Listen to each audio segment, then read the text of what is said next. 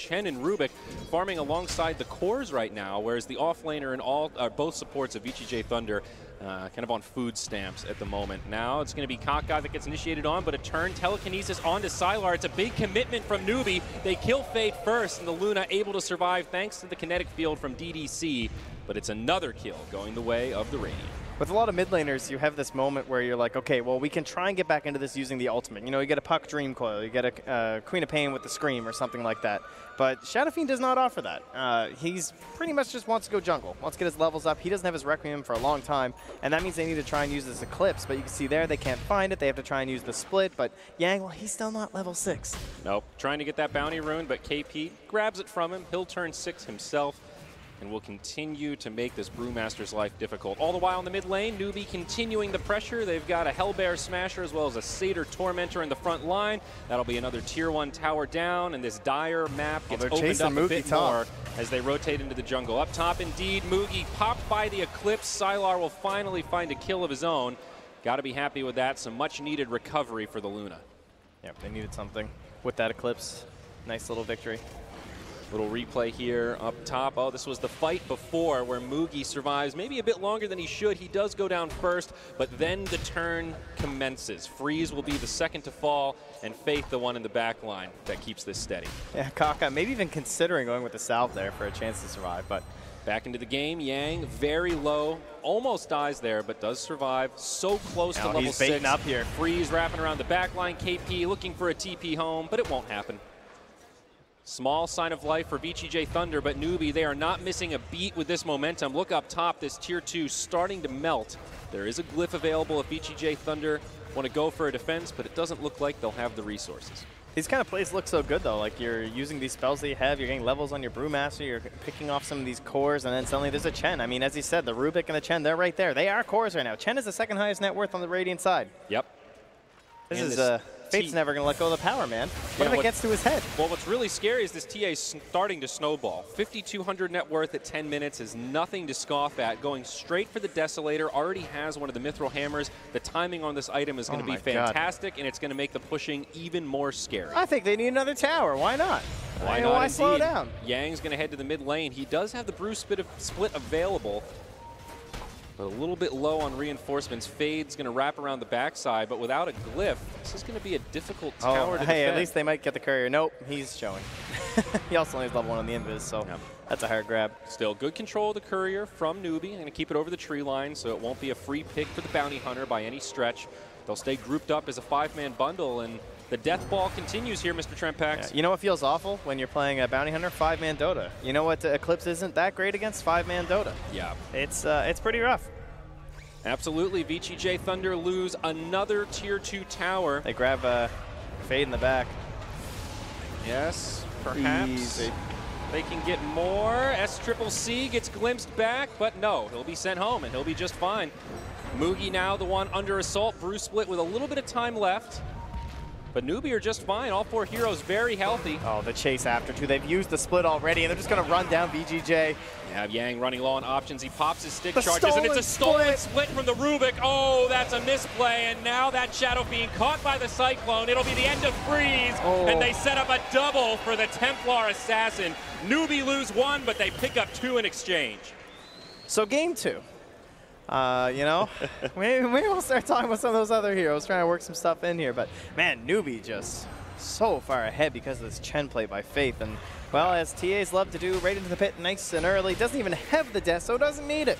Yeah, well, it's coming out soon. Now they move right into the Roche pit. A very early Roche, but as you mentioned earlier, similar to that Ursa, this is part of the reason why you pick a TA for this Roche on control, for this kind of early momentum. Things very quickly getting out of control for VGJ Thunder. It's interesting talking about the Chen versus Bounty Hunter matchup. In some ways, Bounty Hunter can counter the Chen to leech some of that experience, put pressure on, make his jungle life more difficult. But as you mentioned, there is one thing that Bounty Hunter absolutely doesn't want to play against pre-level 6, and that is 5-man Dota. Yeah, and Chen has changed so much, too. Like, Chen is just, he doesn't go to the jungle. What's a jungle? I mean, those things are worthless now anyway. I'm just going to go sit in lane. I'd rather punish my enemy carry than just try and get a little bit more gold on myself. I'll farm heroes instead of neutral creeps, and that's what Faith has done, although mostly it's towers for him. So I want to ask you about this item build on the Rubik. Often you'll see mobility tools get prioritized, Blink Dagger, Force Staff, Glimmer Cape. Here we're going straight for the Aghanims. Yeah, it's that idea of just like, we're so far ahead right now, and the steal on the Brewmaster is generally pretty easy. Like, are you really going to need to like blink and steal that thing anyway? He can be long range and steal things like even just like Lucent Beam or Eclipse. Requiem's a pretty classic one. Like, there's no BKBs. There's nothing that really stops him from needing some perfect timing for a steal. So he's going to be nice and tanky from all the stats from the Aghanim Scepter, and life's easy. It is a little scary to think about an Aghanim Scepter Eclipse stolen from the Luna. A split as well, but you know, being able to cast Eclipse somewhere on an enemy hero or in a team fight on the ground can certainly be devastating. Also worth mentioning that the Rubik Aghanims lowers the cooldown, increases the range, so it is just a great utility item on that hero, regardless of the ultimate Aghanims upgrades he's stealing. Yeah, Rubik is often seen as a hero that, like, it doesn't matter what level you are, right? As long as you get 6, whatever your opponent has in terms of a spell, you're going to get that. But that's another great thing about the Aghanims, is that no matter what level you are, it's always at 2. It's not scaled in any certain way. So 2-second cooldown across all 3 levels with the Aghanim Scepter. Yeah, it's pretty dirty. Bottom tier 1 tower falls, and that means 1 outer tower remains for VGJ Thunder. It's going to be that bottom tier 2, and it might be the next one turned to rubble. It doesn't look like VGJ have the resources to mount a defense here, just desperately trying to use this time to farm up a little bit of core items. They've got a Drum of Endurance on the Shadow Fiend, a Mask of Madness on the Luna. Slow and steady, but Newbee are just unrelenting in their pressure, and this will be the end of that bottom tier 2 as SCCC now has the Desolator. Oh, he's just splitting already. Heading on, Amity home. Hello. You guys feel like defending. Storm Panda, right on your TP. Not a bad way to start things off. There is still a glyph for the Dire, but there's a smoke rotation on the back line. Yang going to go in first. He does have the Brew split, and he's going to pop it. Decent static storm from the Disruptor. Requiem of Souls comes out, but Newbee still hanging on. Looks like they'll lose KP first as the Eclipse flies. Can they turn this, or have Newbee gone in too deep? Faith will be the second to fall. It's 2-0 for VGJ. Now TA desperately trying to make it back, but she turns onto Fade, drops some damage before the Aegis gets utilized. It's 3 down. And I think they'll be able to get this TA once more. Newbee do not have any way to finish him off, or to keep him alive. Yeah, Chen dying so fast just cost them so much. There's no send back, and now with these tracks, baby, it's Bounty Hunter. He's in the game. We've seen it before. There's a chance, yeah, maybe it's going to cost DDC in the end. This will actually still be worth it, and he does go down. So Kaka continues his reign of dominance. But so that is a huge loss of net worth. That's like 4K. Yes, and this is, so now that Bounty Hunter's level 6, this could be the beginning of the turn for this Dire squad, and that is the trouble when you run this early momentum type draft. That lead that Newbee has right now is pretty much exclusively from tower gold. So once VGJ start to get a little more map control and knock down those towers, this game could level out surprisingly fast. You know, when you go through that crazy circumstance of like, what needs to happen for VGJ to get back in this game here, Mr. Co-caster, sir? Yep. But that was pretty much it. They had to do some crazy smoke wraparound, and maybe just not expected from Newbee, catch the right hero, get the Chen before any of the sendbacks, get the Omni Knight the next. Like, they hit them in that perfect order of the heroes that just couldn't save the TA. And that's absolutely key. Newbee have a lot of sustainability. Purifications, the Hand of God. Looks like Hand of God was able to be used in that fight, but the Omni Knight had the GA, didn't use it. The power of the Eclipse, baby.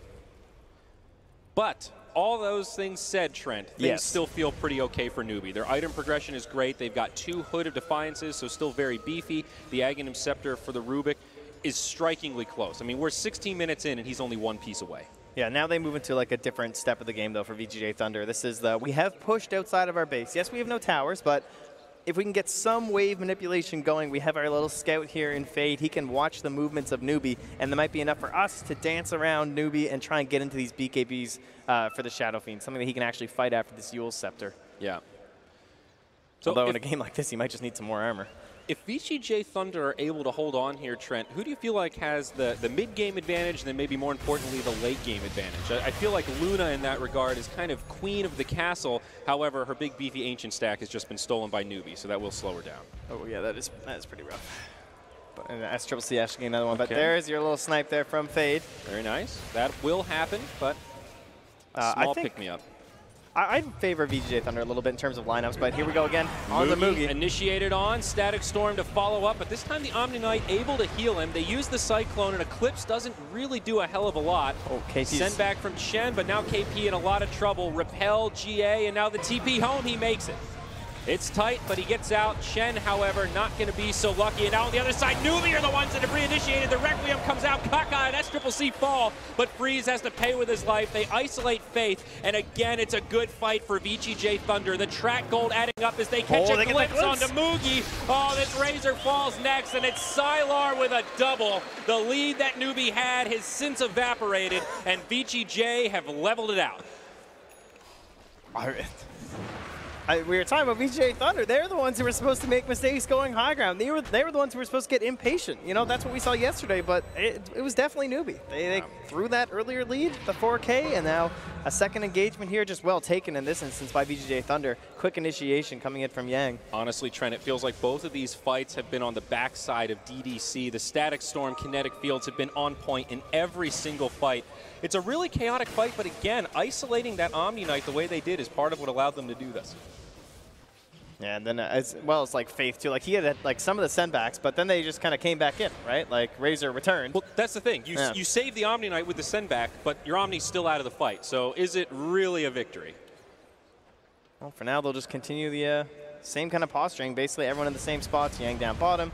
Fade running through the jungle to kind of give like a buffer. He's the vanguard for this Brewmaster, and Sylar's going to come down here and try and hope someone responds and get a kill, but with no one there, they just show up, and he wants the tower last hit, but Yang snags it first. A couple of big items now have been completed for VGJ Thunder off of these successful team fights. Full Hurricane Pike done on Sylar, Blink Dagger up on Yang's Brewmaster, and also the Mechanism on Fade's Bounty Hunter. So some really key team fight items now coming out, and defending high ground maybe a little bit easier for this Dire squad, if that's even the case. Yeah, as Newbee, of course, they are playing TA. They want Roche, so no big plans until then. And we'll see what that timer looks like in about 40 seconds. So still some time to spare before Roshan comes back into question. One thing their lineup is missing is that pick-off potential as well. You know, the off-lane Omni Knight, and then your position 4 is this Chen. Like, how is DDC allowed to just stand up here and farm waves? Like, he's the only person keeping that top wave out. He's just constantly there, and no one can punish him because they don't have any, like, real range of initiation.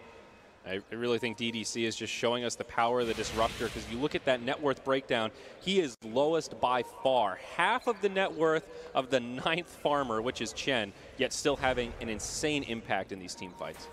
Well, Scan catches a Bounty Hunter. They might think it's the entirety of VGJ smoke, though, and Mugi the only one who's really in a dangerous position. Yeah, that assumption not entirely wrong. All of VGJ Thunder looking for a gank in enemy territory, but Newbee will spread out. Mugi going to head up to the top lane to join Kaka. Still potentially could get picked off here. They're going to bump into the Chen army, so maybe thinking this could be a tell as to where Newbee are lurking. Oh, they're going to see him TPing, though. And they've got the interrupt. There's the glimpse, the follow-up kinetic field, plenty of burst damage, and the Moogler gets finished off. He did buy out on his BKB, so not an absolutely massive loss for him, but another great grab for VGJ Thunder. They assert more control over their own part of the map. Trent, it's absolutely huge. Thank you. BKB also on the way for the TA. Still has a bit of farming to do, but always a key timing, especially against this lineup of VGJ Thunder. That Aghanim's only 100 gold away for Kaka. Oh, Freeze has gotten to his obnoxious point, though, right? The 40 movement speed. You're trying to catch this damn Shadow Fiend, and he'll have that 10-second BKB as well, so Rubik going to feel relatively useless up against him. Yeah, anybody who's played a pub in the last couple months knows what this feels like. Every pub. The haste rune Shadow Fiend. I mean, people are doing it for good reason. It's very, very strong. It makes him hard to deal with, especially with that lack of catch, kind of like you were talking about. Pretty much unless Rubik is able to initiate with a telekinesis, and given that he doesn't even have a Blink Dagger, that's a tall order. Yeah, he does have an Aghanims, though. Fully completed here, so kind of like another round of a advantage, I would say, for a Newbee. Not quite the one they had before, but this makes a pretty big difference, obviously, if you can make those plays as Kaka. Yeah, puts a lot of pressure on Sylar to make sure he uses Lucent Beam immediately after Eclipse. I think that is the big steal that could just decimate a team fight if Rubik uses it properly. Yeah, Static Storm and Split I think would be two of the huge ones too, right? Because if he steals Static Storm and gets that on top of the Shadow Fiend and he can't BKB or Yules, that fight's over. Doesn't matter what his net worth is. That's absolutely true. I guess I'm thinking it's a little bit easier for Disruptor to cover his bases after the Static Storm maybe than Luna, who's needs a target. But we'll see. I digress here as a smoke comes from Newbee. 3 of them in their own jungle looking for a gank onto Freeze. He'll TP home. He's going to get him. It'll be close, but there is a BKB and a Yule Scepter. Freeze will use the magic immunity. He's going to try to turn this. Gets off the Requiem. The all heal does top them off as the Death Requiem only tickles. Nice rotation from Newbee on that high prize target. Well, Fade is hoping that they spend their gold on something too, because he's trying to mirror their movements between the base and them, snipe that courier, but he won't be as lucky as usual. Once again, catching their movements though, so they're going to use that pressure in the bottom lane to force top. And Yang with the split. Don't really want to contest this unless you're at full capacity here as Newbee. I like this build coming out from Yang. Really nothing too surprising. Blink Dagger and then into the aura-based Brewmaster. Vladimir's offering and Assault Kuros going to be up after that. Roshan has respawned, by the way. Newbee with the trap in the pit. They see it straight away. They go in. Yeah. Oh, there's that courier. But VGJ Thunder are right there. Oh, that's huge. And the BKB pieces. Oh, you can't do that. You can't ferry a gem versus a bounty. Oh, he's going to have those wards. And now VGJ Thunder, they are outside of the pit. They know exactly what's going on here, and they are ready to contest. Newbee could be in some trouble as Sylar pops the ultimate. DDC gets destroyed the other way, though. Oh, but you can see the power of these BKBs is not really there in this game, right? Like, this is why you need a Vlad's and an AC. It's so much physical damage from the side of Newbee. Sylar just has to run. Yeah, that was the stolen Eclipse from the Rubik, and now this Brewmaster going to be the one that gets left behind as his Earth Panda turns into a real panda. Split with the Aghanims. This is incredible for Kaka. You can't fight this. I mean, this is the thing that could send them high ground again. Absolutely. Now, this is not only Aegis, but remember, it's cheese to boot. So who's going to grab what? Aegis goes to the TA, and it'll be Mugi on the Razor that'll grab that yummy cheese. Okay. Very difficult to see the graphics on that Lucent Beam as well. When both of them are flying, it's just a flurry of golden beams all over the screen. But well played by Kaka there to isolate the Disruptor before he could get off the Static Storm. And Kaka, well, he's just walking in.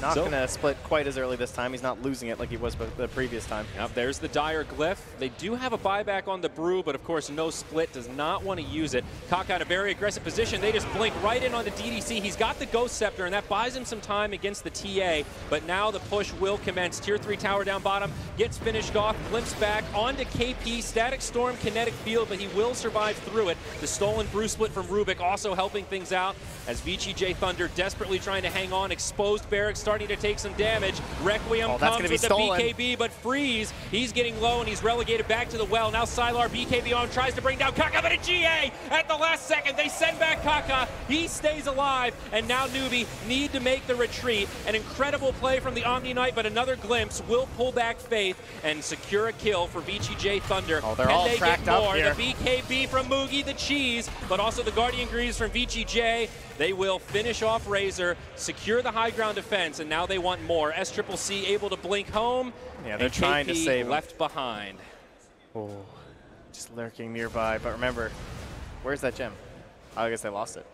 Whew, close one. Where is it right now? Actually, not in anyone's inventory. Oh, it's just in the base. Whoops. Okay. That will save SCCC.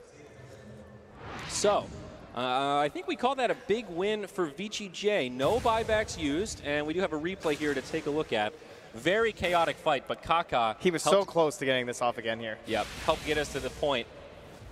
Beautiful GA, just a sliver of health stopping those the glaives from Sylar. Yeah, but then at this point, it's just like the full pullback, right? Like the rest of VGJ Thunder, they just ran them down. They did get the tier 3, so that is pretty huge for them because, again, they're trying to get like this forward momentum. They want to take down that shrine up top, so DDC won't be safe doing that. Constant pushing out of the top lane. Doesn't have any sort of shrine backup going on. But in the end, you're still giving away way too much going high ground. It's the exact same situation. Oh, Fade, this courier's just respawned. He's going to get it again! Oh my gosh, this TA will never have a BKB at this rate. The Mithril Hammer and Ogre Axe again shut down, and also Kaka's Ghost Scepter. You can't do that. I don't know how many bounty games are we going to need, you know? A lot of teams, they've quit. They just walk up to the base every time. Yeah. Because it just gets ridiculous. I mean, it does feel a little predictable at this point, but you know, maybe I was a little worried in the early game. What kind of an impact would Fade be able to have on the bounty hunter? It's been huge. Yeah. Absolutely massive. Absolutely massive, my friend. Well said. Butterfly on the way for Sylar's Luna, now the #1 net worth farmer by a decent margin. Shadow Fiend #2 as TA has been knocked down a couple of pegs. That lack of TA has held SCCC into this defensive posture for far too long, and now it's a nullifier. They just smoked on a TA trap. SCCC looking to just pop it here. Nicely done. Yep, good high ground positioning, but his teammate's still going to get caught out. Chen in the Cyclone, the follow-up Static Storm, Kinetic Field, Requiem, Fate Falls. From DDC. Kaka able to turn the other way. The Lucent Beams are flying all over, and it looks like Rubik's is doing some decent return damage, but they'll still lose the TA Aegis, and now Mugi, BKB expires, he falls, Kaka to boot. It's VGJ Thunder all day, going 1 for 3 plus the Aegis. They've got to be happy with that. KP, you can't get caught here. He just was stuck in the trees, waiting to help his team. He had the pipe ready, he had the repel, but he didn't have GA, couldn't feel like he could jump it, and now he ends up getting caught by the Storm Panda on the way out, tracked down and dead. Triple kill for Sylar, who is godlike at this point. Trent, the turn is real. This Luna 9-1-8 out of control. It's starting to feel like they don't have the tools to deal with this hero, especially now that the Butterfly's on the horizon. The Stolen Eclipse didn't really do much. Unbelievable. I mean, you're wondering, like, when are they actually going to start pressing forward, though? They've wiped them a couple times when it's Newbee getting aggressive, but now VGJ Thunder, they have fully come back. They obliterate this tower, and the racks are soon to follow here. Is SCCC, oh, where's your BKB at? Way to go. Gonna have to wait another 50 seconds for that one to come back. Mid lane of Barracks fall. There are tier 2s in top and bottom, so Newbee will be safe in that regard. VGJ won't be able to get much more, but at 28 minutes, got to be happy with a lane of Barracks, and also this opens up that Shrine goal. Well, back we go to the old Roche game then. Unlikely we'll get much more push. We could see VGJ Thunder kind of close out that Shrine inside the Radiant bottom jungle and then push in through that tier 2, try and open up the map just a little bit more for themselves, but they are certainly feeling quite good about this game as the Butterfly now comes out here, and that is going to change up the build here for SCCC, no longer eyeing up the Nullifier. And it's absolutely the right call. The Nullifier would be nice. It's absolutely a fabulous item, but the MKB just seems required, or else this Luna will be unkillable. Yeah, and Freeze, we talked about all the physical damage and needing a little bit more armor. He can't get all of that just from his little buddy Yang, who will have the AC now too, but picking up the Shiva's Guard as well. Just the whole team now benefiting so much from these auras. So look at this. In the base, SCCC says, Courier, just give me my damn BKB before you die again. He will finally have it and also grab that first Javelin. So a small pick-me-up for Newbee in the face of a massive gold deficit right now. VGJ headed up this mid lane, showing off this Butterfly of Sylar. They still need to take out these tier 2 towers, but they are hungry for a fight if they can find it. You can't understate this BKB, though. 10 seconds is very scary, I still think, for VGJ Thunder, honestly. Shiva puts a lot of damage at the moment, but the Shiva's Guard might be enough just to quell that here. It's kind of an interesting play from Newbee. They, at fear of getting initiated on, smoke up behind the Razor, but then choose not to initiate as VGJ head for the Shrine. And I think they'll just rotate into this tier 2 down bottom. Unbelievable game. Can't believe they've come back after all that pressure early on from the Chen. But I guess that is the risk that we run these days in terms of comeback possibilities with gold and everything. If you do make those mistakes, even when you have such a huge advantage, maybe you deserve to be punished a little bit. So yeah, I mean, it's one of the things that we come back to a lot. Knocking down the outer towers, a relatively easy endeavor, but breaking high ground is something different completely. And we saw in this game how difficult it can be, even when you have a big lead, when you've itemized appropriately for it. Look at that GPM differential, too. 698 at this point for Sylar. Woo! He's on fire, Trent. Yeah, Mugi's having a real rough go on the Razor here. Bottom lane, Shiva's Guard is up on the Shadow Fiend, so Freeze, very tanky, doing a lot of damage, and they're just going to head right up to this tier 3. There is no glyph available for Newbee. They do have a couple of buybacks. They're just going to try and split a bit here with SCCC. Razor and TA, the only two with buyback right now. Tier 3 falls. The push comes so fast from VGJ Thunder. Top lane, SCCC just tickling that tower. The glyph comes out. Yeah, they're not going to get anyone for it either. Yeah, just going to leave that Storm Panda behind. No big deal. And now the TP's home. TA is going to be able to TP out. Oh, very clean here this time from VGJ Thunder. The teams have switched.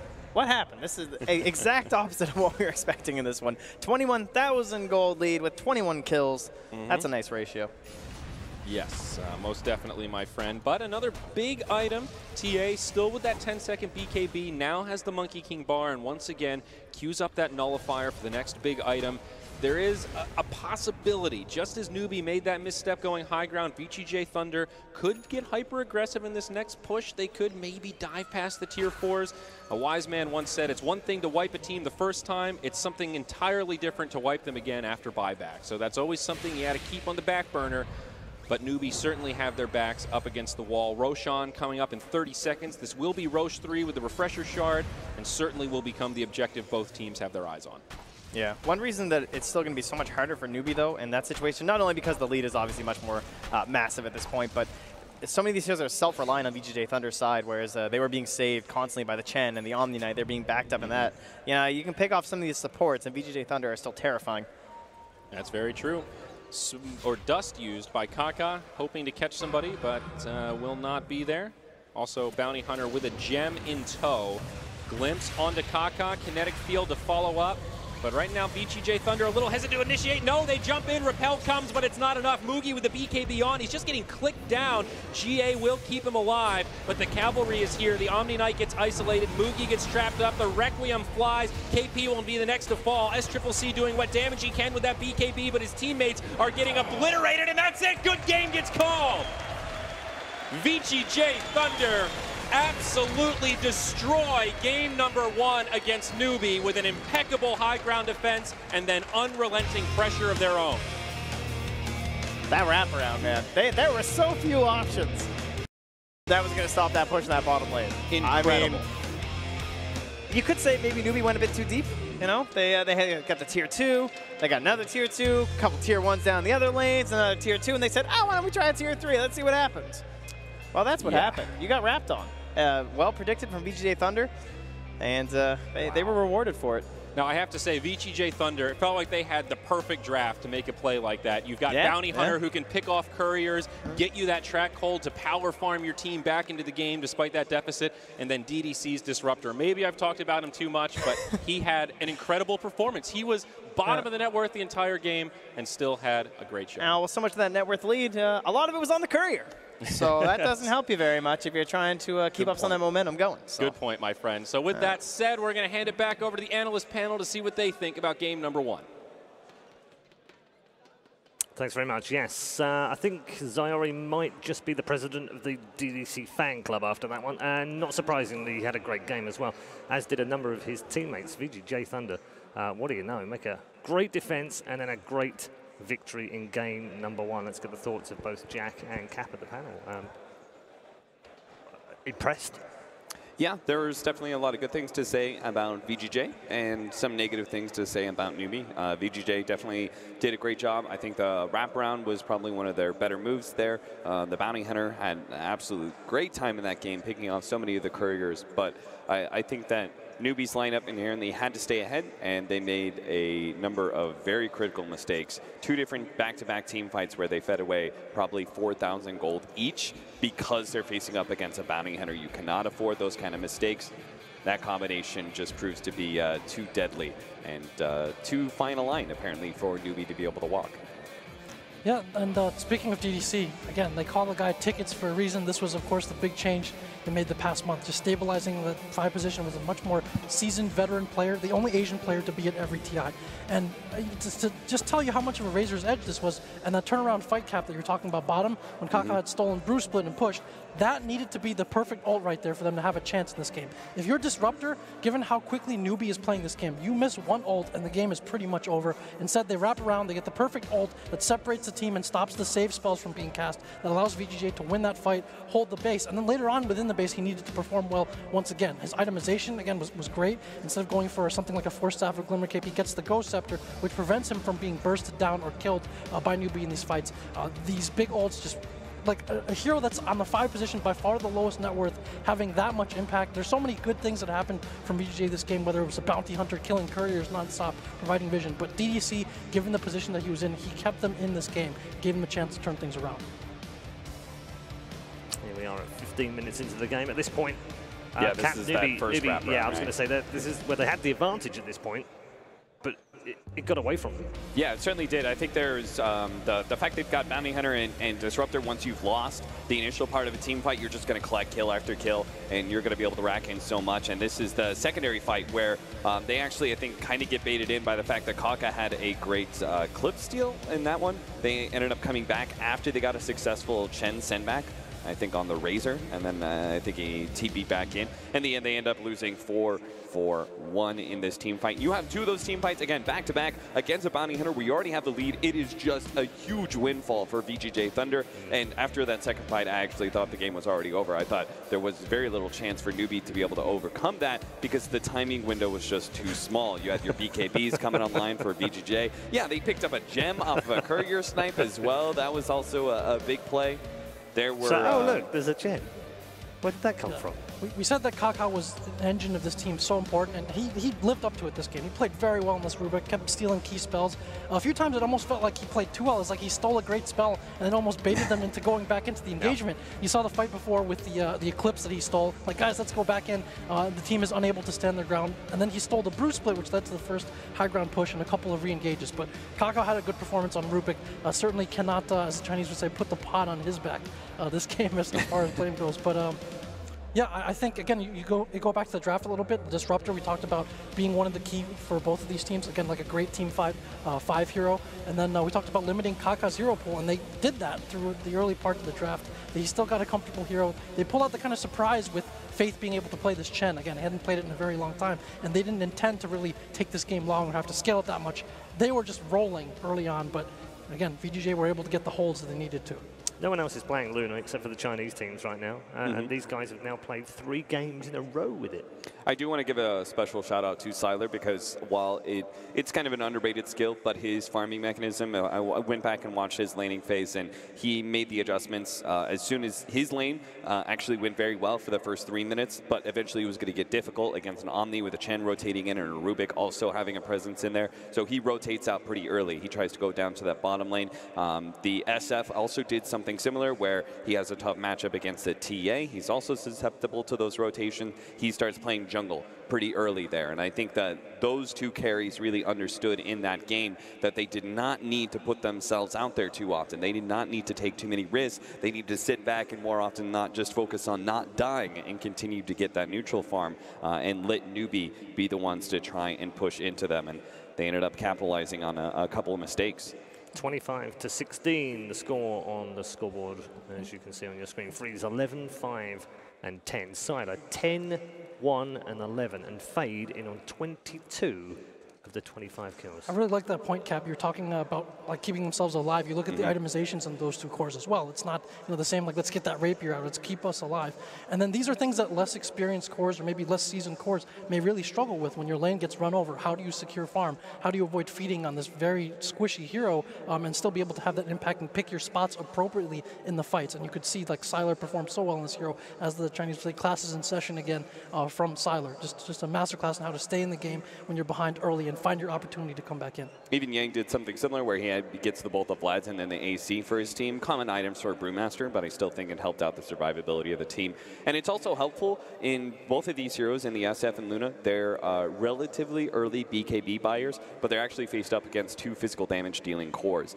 So they could actually be afforded slightly later BKBs. They got the full Hurricane Pike as well as the Mask of Madness out on the Luna before he felt like he needed to go that BKB. So the BKB timing for me, when they picked it up, it said kind of the game was over. I thought they were just going to take control, but it wasn't because the BKB was like super effective or anything against those heroes. It was more the fact that it was just, we finally reached a timing on the Luna where she's come online, so is the SF, and the Templar Assassin and Razor, when they're not ahead, they're not going to look good. Indeed, and they didn't look good in this game. MVP, it would be easy, I guess, to give this to the thing that basically collects value, money, the bounty, but instead we're going to give it to DDC, just to please Zayori. I'm down with it. Jack, you got a meme for it? Is there the MVP? Tickets. Is that a common like? Isn't his nickname Tickets in China? Yeah, they don't usually. I don't think they usually give MVPs out. Excuse me, on the Chinese broadcasters. They might, but it's probably not as heralded as here. But yeah, this guy's nickname is Tickets. I mean, he's punched his way to every single major tournament basically since he started playing a long time ago. So what is the Chinese reaction to the ESL ones, where we have MVPs sometimes in some of these tournaments, and it's more of like we just throw it up there as sort of a talk about in the panel, but ESL 1 actually had it as a part of their tournament format where it, you know, all of a sudden you get an extra card. Hey, like what was their reaction to that? The one I saw was just heart goes out to Lil or feels bad for Lil. And then, you know, VP, obviously the VP salary cups that they called ESL because they seem to do all So that. now it's also a bonus? Yeah, they get the cards out of that as well. So The VP salary cups, I love it. Thank you very much, gents. We're going to take a break right now, but of course we still have potentially 2 more games, depending on whether VGJ decide to be nice and let Newbee back into this series, or whether Newbee can step up in game number 2. Either way, it's an enthralling tie between 2 Chinese giants, and it carries on after the break.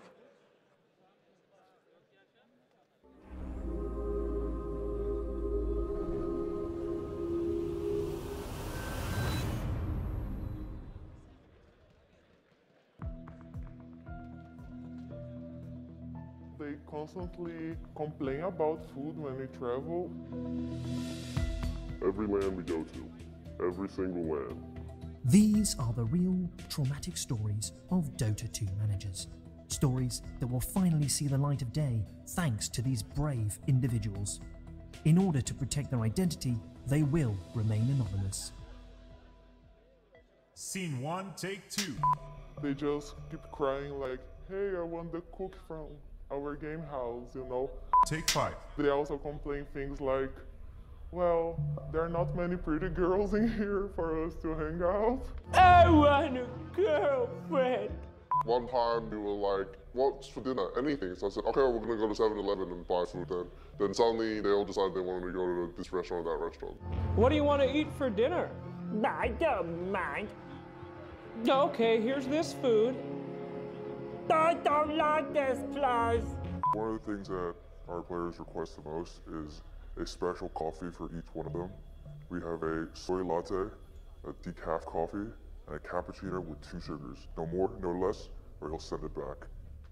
If I don't get my venti soy Americano frappuccino, I'm not gonna scream. A player of mine constantly doesn't know where he lives, which means he forgets his home address, and I have to always show him where he lives, basically. I don't know where I live. Scene 3, take 1. Sometimes when the chairs aren't quite right, my players will need footstools to make sure their feet are the correct height off the ground. Boo-hoo! My feet, they don't touch the ground. One of my players lost his phone and he asked me to find it, and I didn't even know where to start. Where did he lose his phone? Find my phone for me. Where did you last have it? Find my phone for me. One of my guys woke up early in the morning and he literally refused to take the plane. He asked me to book him a new flight. I'm too tired to win $1 million. I want to stay in bed. One of my players, he wants chopstick and only one brand, only one kind of that brand. And then I buy him 10 chopsticks. And few days passed, he told me I lost all of my chopsticks. I will be angry about that. Chopsticks! We are doing our best to put an end to this complete madness. Oh, the Yeah. Hey! What are you doing? No, nothing. Ready. Steady.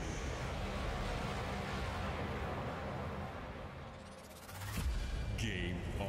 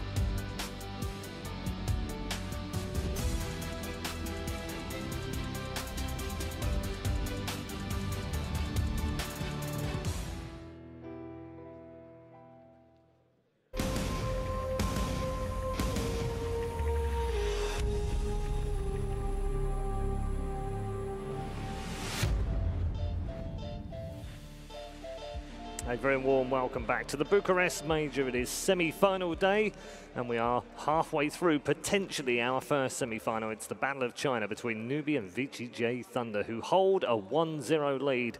And our members of the panel are back to discuss what we might be seeing in game number 2 ahead of the draft. Capitalist and KBBQ, aka Jack, is back with us. Jack, what do you think game 2 then? What do Newbee need to do? Change it up, mess around? Yeah, I think we've seen increasingly across different teams that this Omni first pick is starting to lose a lot of steam. It was so strong, I would say, even a month or a couple of weeks ago, but teams are really finding a way to deal with it. I still think that, again, if they deal more with Yang's hero pool, they can force VGJ into a style that they don't want to be playing, as we saw TNC did yesterday. That might be their best approach. And for the Chen, I mean, they kind of went for an all-in. I'm not sure if they'll try something like that again, but I'm sure they have other preparations up their sleeves as well. I feel like the Disruptor as well as the Brewmaster team fight pickups of VGJ Thunder ended up showing so much strength in this first game that the consideration of the Omni Knight, like whether or not we're going to pick up that Omni Knight, I think revolves heavily around whether or not they can deal with this Brewmaster, because it is such a good counter and such a good team fight hero. It's tough to see Newbee in a position where they don't have the better big team fight spells, and as a result they end up falling pretty flat there in game 1. Do you think they might also want to steal the Luna back? Obviously, they saw great success in their previous game using it themselves. Yeah, possibly, especially since the Gyrocopter just kind of went under the radar entirely. He actually was last banned, but I think in so many of our other games, we saw it even today, being in the first 1-2, easily they could have been picked up on either side in the 3-4 area. So we've talked about how that battle and how that matchup happens between those two cores, so I anticipate it to continue here in game 2. Here we go then, with draft number 2 of the game. Newbee on the rack. Need to win this one to get back into the game and the series for a shot at the grand final. Yeah, even though they just won game 1, the position that Chen put them in, the pressure that he was able to apply is something that I guess Thunder doesn't want to deal with again, because if it's a different composition with that kind of start, all the tier 2s down by, the first 2 tier 2s down by 10 minutes, and they're hitting Roshan and they have the Aegis before 12. That is not a situation that you want to play from if you're Thunder. Yeah, even though Siler played it correctly, it's uncomfortable to be forced to leave your lane by like 5 minutes or something because of the fact that this Chen just gives you this immense diving power in the offensive lane. There's the Old Titan. I would expect Disruptor to come off the board here, and if that happens, I wouldn't be surprised if Newbee just answered with Sand King Witch Doctor. Yeah. Why you set on Witch Doctor so much? It is one of the more pick supports here, but... Actually, I guess they wouldn't have to take it immediately if that's the 5 pickup from Thunder, but yeah. A hero that offers a lot of team fight is good against some of these tanky offlaners that Thunder likes to run so much. Again, the Maledict gives you a lot of value, and then once again shores up the team fight as well, and it's also a hero that is among Faith's better heroes as well. If it ain't broke, don't fix it. Disruptor for VGJ Thunder, as they did for pick 1 in game 1. They could also go with, well, the DP is banned as well as Chen, but they could also go with Sand King AA if they're worried about a bit of extra sustain. But again, the Death Prophet's off the board, so they may not need to get that combo. Yeah, Bane as well, so Ancient Apparition probably feels a lot less. I'd be okay with the... Well. Did you see that in the booth? ROTK celebrated that. Ooh, when that gyro came really? up, he celebrated. Huh. Literally thumped both They fists. picked the Brewmaster into the Disruptor, which is kind of interesting because you can't really play that blink clap into the ultimate because the quick reaction of the AoE silence can definitely stop that animation of you trying to go into your ultimate. But Newbee are just like they're done with having VGJ Thunder have the better team fight from that game one, and they're going to secure it here in this opening pick. There is no doubt at 25 minutes who has the better team fight. Yeah, maybe Luna gets bullied a little bit here, but there's a Terror Blade left in the pool. Yeah. There's still the Medusa. I'm not sure if you'd pick maybe the Medusa this early, but Thunder have a lot of options now to deal with. And then usually when you see DDC get this Disruptor, it frees up the 4 position to be more of a vision type of hero, because then you have some of the playmaking taken up by DDC and team fight responsibility. And so for a hero like Night Stalker, we saw the Bounty Hunter last game, that frees up Fade's pool a little bit. Yeah, it does, yeah. I mean, I saw him, you know, cheer. It was kind of a cheer, but it could have also been out of anger. The Lycan. They left the Siler special and the Wolf King himself. They did, and they're going to be able to get the Lycan against the Gyrocopter, which I feel like is a nice replacement to the Lifestealer that we've been talking about now. He's been picked up against the Gyrocopter too often. This hero is able to go max movement speed, just run at the Gyrocopter and lay in a lot of physical damage and kind of threaten him. So we'll see. It's still susceptible to the potential aggro lane aggression. The Brewmaster is a bit of a pest for him in the laning phase. But as you said, Siler hero, can't go wrong with it. Yeah, he'll really need to get help in the lane or have to avoid it a little bit. I mean, they can potentially send this hero mid as well, depending on what the opponent is. But it's mainly a matter of comfort here for VGJ Thunder. Again, when Siler is playing this hero, he just feels so comfortable in leading the team. We talked about the kind of tank commander, him and Yang alternating in that role. When he has that Lycan, it just feels so comfortable for them. I mean, when he's strong, he can dictate when they take objectives. And it's very hard for these other teams to match up to recently, as they've gone on this great run, especially with him getting Lycan. I wonder if they're going to take out the Bounty Hunter again, and that combination that worked with the Disruptor, and maybe VGJ Thunder in that will be able to get like an Earth Spirit or something for themselves. 10 seconds remaining. I was going to ask you, Cap, how important is it when you play a hero that you play against another hero that you've also played a lot? How important is that knowledge? For instance, Siler has played more Gyrocopter than anything else. Lycan's is second most popular. But then playing it, he kind of understands how it works, right? Yeah, strengths and weaknesses. You understand the timings of the hero. I think that's the all-important thing, is that certain heroes reach certain timings, whether it's levels, whether it's certain items picked up, or maybe it's just a certain time marker in the game where, you know, Gyrocopters are just good at this point in time. Understanding that and being able to craft a way of either controlling your aggression and trying to stay away from those team fights, or being able to, if you feel very strong, go in for those and try and use that advantage that you feel you have. It is quite important, and always a big thing to be able to judge how these team fights are going to be able to play out. There's still the Sand King yeah, out there. They've left it in there, haven't they? You also learn the lane matchups, which is really important. I mean, you can't always get an ideal matchup, especially if you're the first core pick. You can sometimes expect to have a rougher matchup, but can you still play against those and get the farm that you need? And that's one of those details that players will have to flesh out very quickly at the professional level. So if he's up against the Brewmaster, if that ends up being the lane, you know, it can be done well if he plays the matchup, which he most certainly has. And so whether that's getting Wolves early on, which you see a lot of Lycans do, to help him keep up with the last hits, he's going to know how to handle that because he's so familiar with the hero.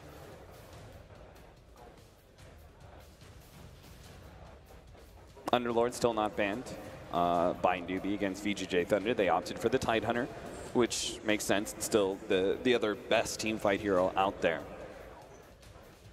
But we have seen Yang pick this one up against the Gyro as well as with the Gyrocopter.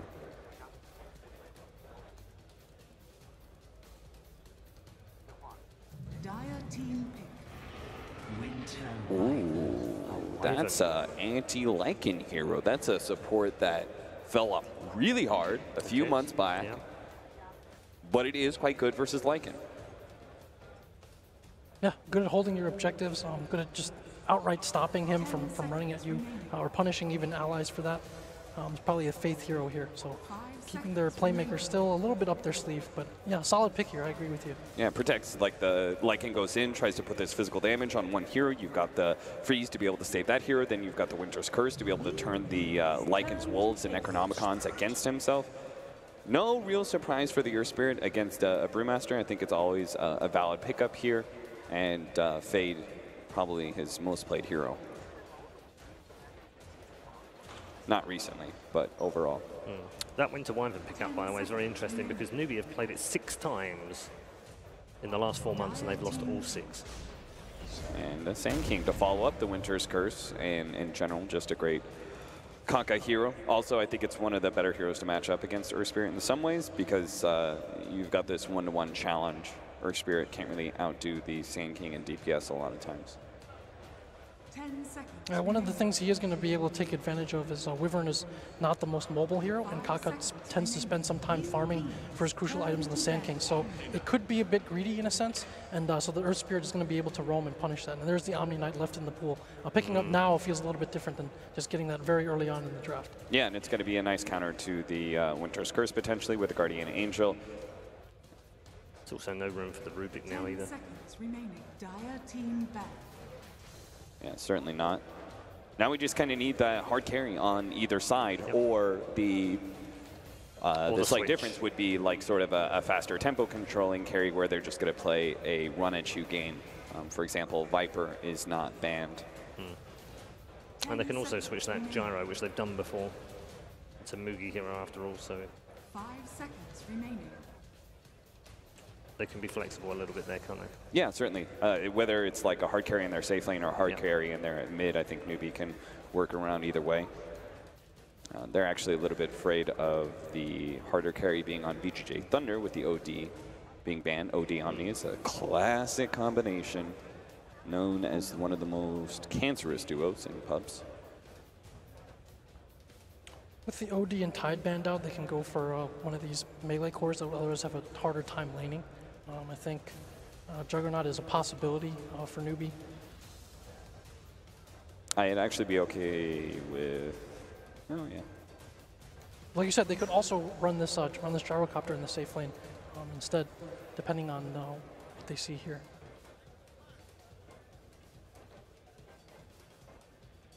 Run some sort of like...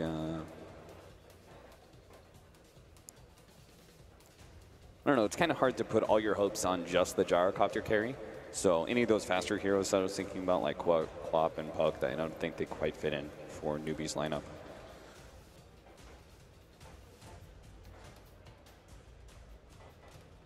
DK as well.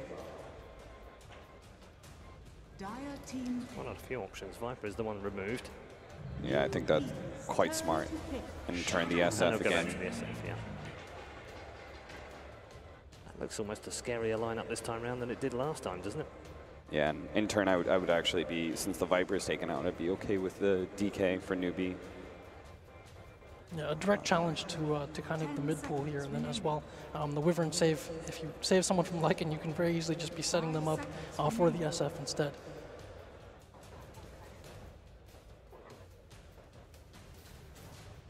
Like the Thunder, like you said earlier, has moved a bit away from some of these greedier lineups that we've seen early on. The principles remain the same, you know, with the tempo from the fighting carry usually from Sylar, and then the frontliner from Yang. But their choice of who the mid hero is again tilted a bit towards more SF instead of away from the Medusas and other big carry types that they've run. I feel that's a bit slow and it can be exploited, and so that's worked out really well for them. Yeah, just like the way Secret have been trying to employ those faster lineups. Newbee could actually pick one of the slowest heroes in the game, but Adusa. You definitely feel like VGJ Thunder want to be able to get this kind of disruptive Lycan pick online, be able to contest some of the early team fights, go for the split pushing, and just create space for SF. Once he comes online against many of these heroes, he could focus down Brewlings. He's a nice physical damage dealer to challenge the Gyrocopter once he has BKB. And he's always got an Omni to back him up. So it feels hard to be able to challenge the late game against VGJ Thunder. That's why the DK would be my choice for the early game, and just being able to give you a high ground hero and take these objectives. Very important. We saw how Templar Assassin fared last game, so I'm not feeling too confident about that. So they go back to the TA. Apparently they're confident about it. Even though Cap just made a point that it wasn't particularly great. You know what? I'm kind of okay with that, because that's the quickest backtrack I've heard all day. No, it's like this. It's like you know, I'm not going to agree with the hero necessarily, just because it failed in the last game, but they chose confidence that they are going to make the adjustments from game 1 to game 2 and how to be able to. And after all, they did have a pretty big lead in that early game. They cleaned up their play. They definitely would have closed that out by like 30 minutes. Okay, Jack, which way do we go this time? VGJ had a great draft game 1. They've had a better draft this time round, haven't they? Yeah, I think Newbee's a bit more well-rounded, but I think the matchup to watch out for is Fade versus Kaka, who can get more done, especially roaming in that mid lane. But VGJ played very well last game. They kept their composure, so I'm going to have to pick them for game 2. Okay, VGJ, Thunder for Jack. I'm going to stick in my belief in Newbee. I guess I just trust them that they're going to pick up this Templar Assassin, make the adjustments. I agree with Jack in the 4-position matchup, kind of favoring the Sand King there. And I think the biggest thing is Newbee secured themselves better team fight, and that is what Newbee's all about. So. Okay.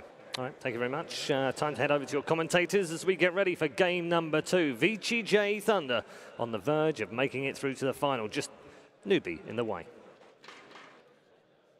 Thank you very much, Paul. I'm Zyori, he's Trent, and we are back once again for game number 2, another DDC disruptor. They're feeling what good are you out thinking there. here, Trent? They sure are. These are two of the cockiest mid laners that exist, right? Shadow Fiend, Templar Assassin. You need confidence to play these heroes.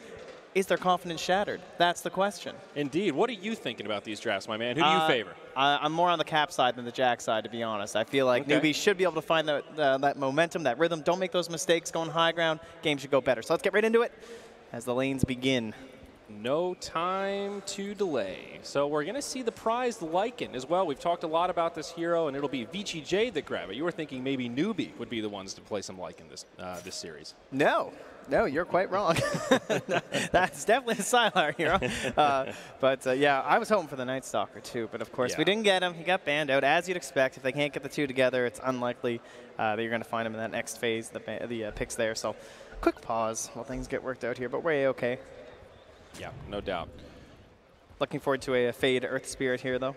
Played obviously exceptionally well last game on the Bounty Hunter. Probably the one who decided that comeback. Other than the wraparound, the Courier Snipes were the biggest moment after that game. I'm excited to see Faith on the Winter Wyvern. I think it's definitely a go-to hero against Lycan. All of those summons, you can return damage very, very quickly, but sometimes easier said than done to find that key Winter's Curse. Not a hero we've seen a lot of this tournament either. Yeah, when Lycan was at his complete prime, probably around Genting, I would say, in terms of EG running it for Fear over and over, that was when the hero seemed to have finally reached that potential of just oh my god, how do you deal with it? We saw a lot of these Winter Wyverns, and many of them were not very successful. Lycans played around it very well. They would just send the Lycan one way and the army the other way, and oftentimes you'd be forced to just curse like a Necro Creep or something. So certainly a good counter, but it does come down to that idea of just kind of playing into those perfect moments. But it's also decent against big BKB right-clickers like Shadow Fiend too. So it's not a one-trick pony this game. Yeah, and even though there is a lot of pushing power on the side of VGJ Thunder, Newbee do have some really good high ground defense heroes. Gyrocopter, Winter Wyvern, Sand King, even Brewmaster, really good in those tight corridors and when you have that high ground advantage. So we'll see what happens as the creeps spawn. Initial bounties have come out, and Newbee actually did grab all 4 of the bounty runes, Trent. Not too often that you see that. Not too worried about the pressure. Couldn't quite judge where they were going, so very nice start for them, and we'll get a little bit of 2v2 action in the mid lane. Yeah. Earth Spirit really nowhere else to go here. Yep, and Faith reacts right away to keep his TA safe, knows that she will not be able to win that 2v1 with an Earth Spirit in the lane, so it's a smart rotation. Up top, KP with a creep pull. We've seen this maneuver many a times, but will definitely benefit this offlane Brewmaster. One of the offlaners that can definitely struggle a little bit, doesn't always play the best from behind, so this will get him off to an okay start. Yeah, DDC's playing it correctly, though. He knows that Faith has rotated into the mid lane, so he just wants to play up on this Brewmaster, share the experience, try and get some denies, and just generally harass him around. Yep, and all the while that means it'll be a 2v1 in the bottom lane against this Omni Knight. That's Yang's Omni Knight here. A hero that can usually handle this kind of pressure. He has gone for Repel level 1, not something you see Omnis forced into that often, but in this lane definitely feels like a requirement. Yeah, when he repels, it has to be almost perfectly timed too, right? Because he's trying to deal with the missile and then as well as the burrow strike, so still a very risky business for him as the roll does come in mid. Yeah, roll on the SCCC. Just a little bit of harassment from Fade, and now he'll have to TP home as Faith comes the other way. A little bit close, but does TP home just fine. Top lane KP just has to come back to the wave now as the creeps have escaped his little trap in between the towers. All things considered, though, quite good for the Gyrocopter. He's the leading farmer right now. Omni Knight not really able to pressure down this Gary we've come to know so well. I love that question from Slack earlier. Are you tired of playing Gyrocopter yet? Because we've seen this hero. I think he's still most picked to the tournament. It's okay, though. Everyone's mixing up, right? We got Newbee just picking up a little bit of Luna in some of their games. We got VGJ Thunder grabbing some Luna. You know, we're all over the place here. So they're not fully locked in to the Gyro meta. Support starting to move around now. DDC has left this mid lane, or the Earth Spirit, I'm sorry, has left the mid lane. That's opened up for Faith now to head up top and try and support KP's Brewmaster. Down bottom, some pressure onto Kaka. But that's it, no kill. Now, not a lot of action in this game, right? I mean, TA just wants to farm stacks. Ancients do her thing, but look stay at the last mid. hit chart. That's a lot of green floating towards the top. All 3 cores of Newbee leading the CS chart. Yeah, some slight edges. I mean, KP, he had the wave in between the towers, so that's going to help kind of inflate his offlane status compared to most. That'll start to fall back down as the levels get up here on Sylar and DDC, so I wouldn't be too worried about it. If I was VGJ Thunder, I think they'll be able to zone him out soon enough. But, I mean, it's the same thing for Freeze in terms of, like, what SCCC is going to do. Freeze is going to do the same thing. He just nukes the wave, goes to the neutrals, so someone needs to rotate onto these guys and decide that matchup. Yeah, down bottom, they go for the initiation onto Yang. He's got a level 2 purification after that, and still has the repel even.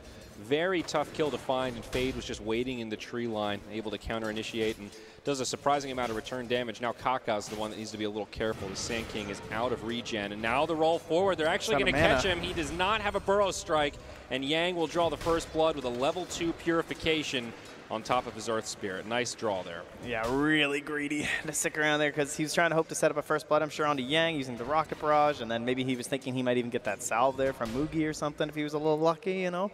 My core helped me out. I get you a kill. Maybe you'll give me some of your regen, but was not the case. And first blood heading over VGJ's way. Very valuable rune in the bottom position. It's a double damage. It looks like Earth Spirit will be the one to grab it. However, it gets scouted out by Kaka, so unlikely he'll be able to catch anybody by surprise. Kaka instead will settle for a bounty rune, perhaps, as he dodges the roll. Not going to be able to grab it. Another win for old VGJ then, it seems. Yeah, pretty quiet laning phase. Looks like Lycan will probably go for Helm of the Dominator, first item. I guess we've seen it quite a few times, but just adding one more creep to the arsenal. Yeah, there's a couple people who are likely to get obliterated by this, namely Fade, honestly. Oh, Mugi down bottom. That double damage on Fade, still with a little bit of duration. A nice stun from Kaka, and then body blocks to boot. It keeps Mugi alive. Also stick charges on the gyro, so not a huge threat for a kill. It's still starting to pressure the safe lane carry of Newbee as Yang gets a little more presence in the lane. Yeah, a bit worrisome here, though. I mean, he is relatively low. Mugi, 2 points in the Rocket Barrage. Got to be careful. Kind of keeps Fade down here too, right? He's not rotating mid or anything because he just wants to make sure he can save his Omni Knight if they go on him. Now Kaka, Yang is out of mana. He's got a couple of stick charges. He just used his purification. Mugi low on mana himself, but stick charges are there. Rocket Barrage doing a lot of damage. They may just settle for the Earth Spirit, and indeed they do. That ties it up 1-1, and all the while up top, DDC will actually fall to the Faith KP combo. Ooh. Well, I mean, on the one hand, bottom, it's like, okay, yeah, Fade made the save on the core. He kind of knew that gank was coming eventually anyway, so nicely done. But then giving away DDC top, those in tandem, certainly hurting the situation here. And more space to KP, help him get to level 6 as early as possible. And then it's kind of a race, right? It's like if the Helm comes out, you can just get an instant kill with level 6 on Sylar. And then KP, he might also be able to get just an instant level 6 kill onto pretty much any other hero up here.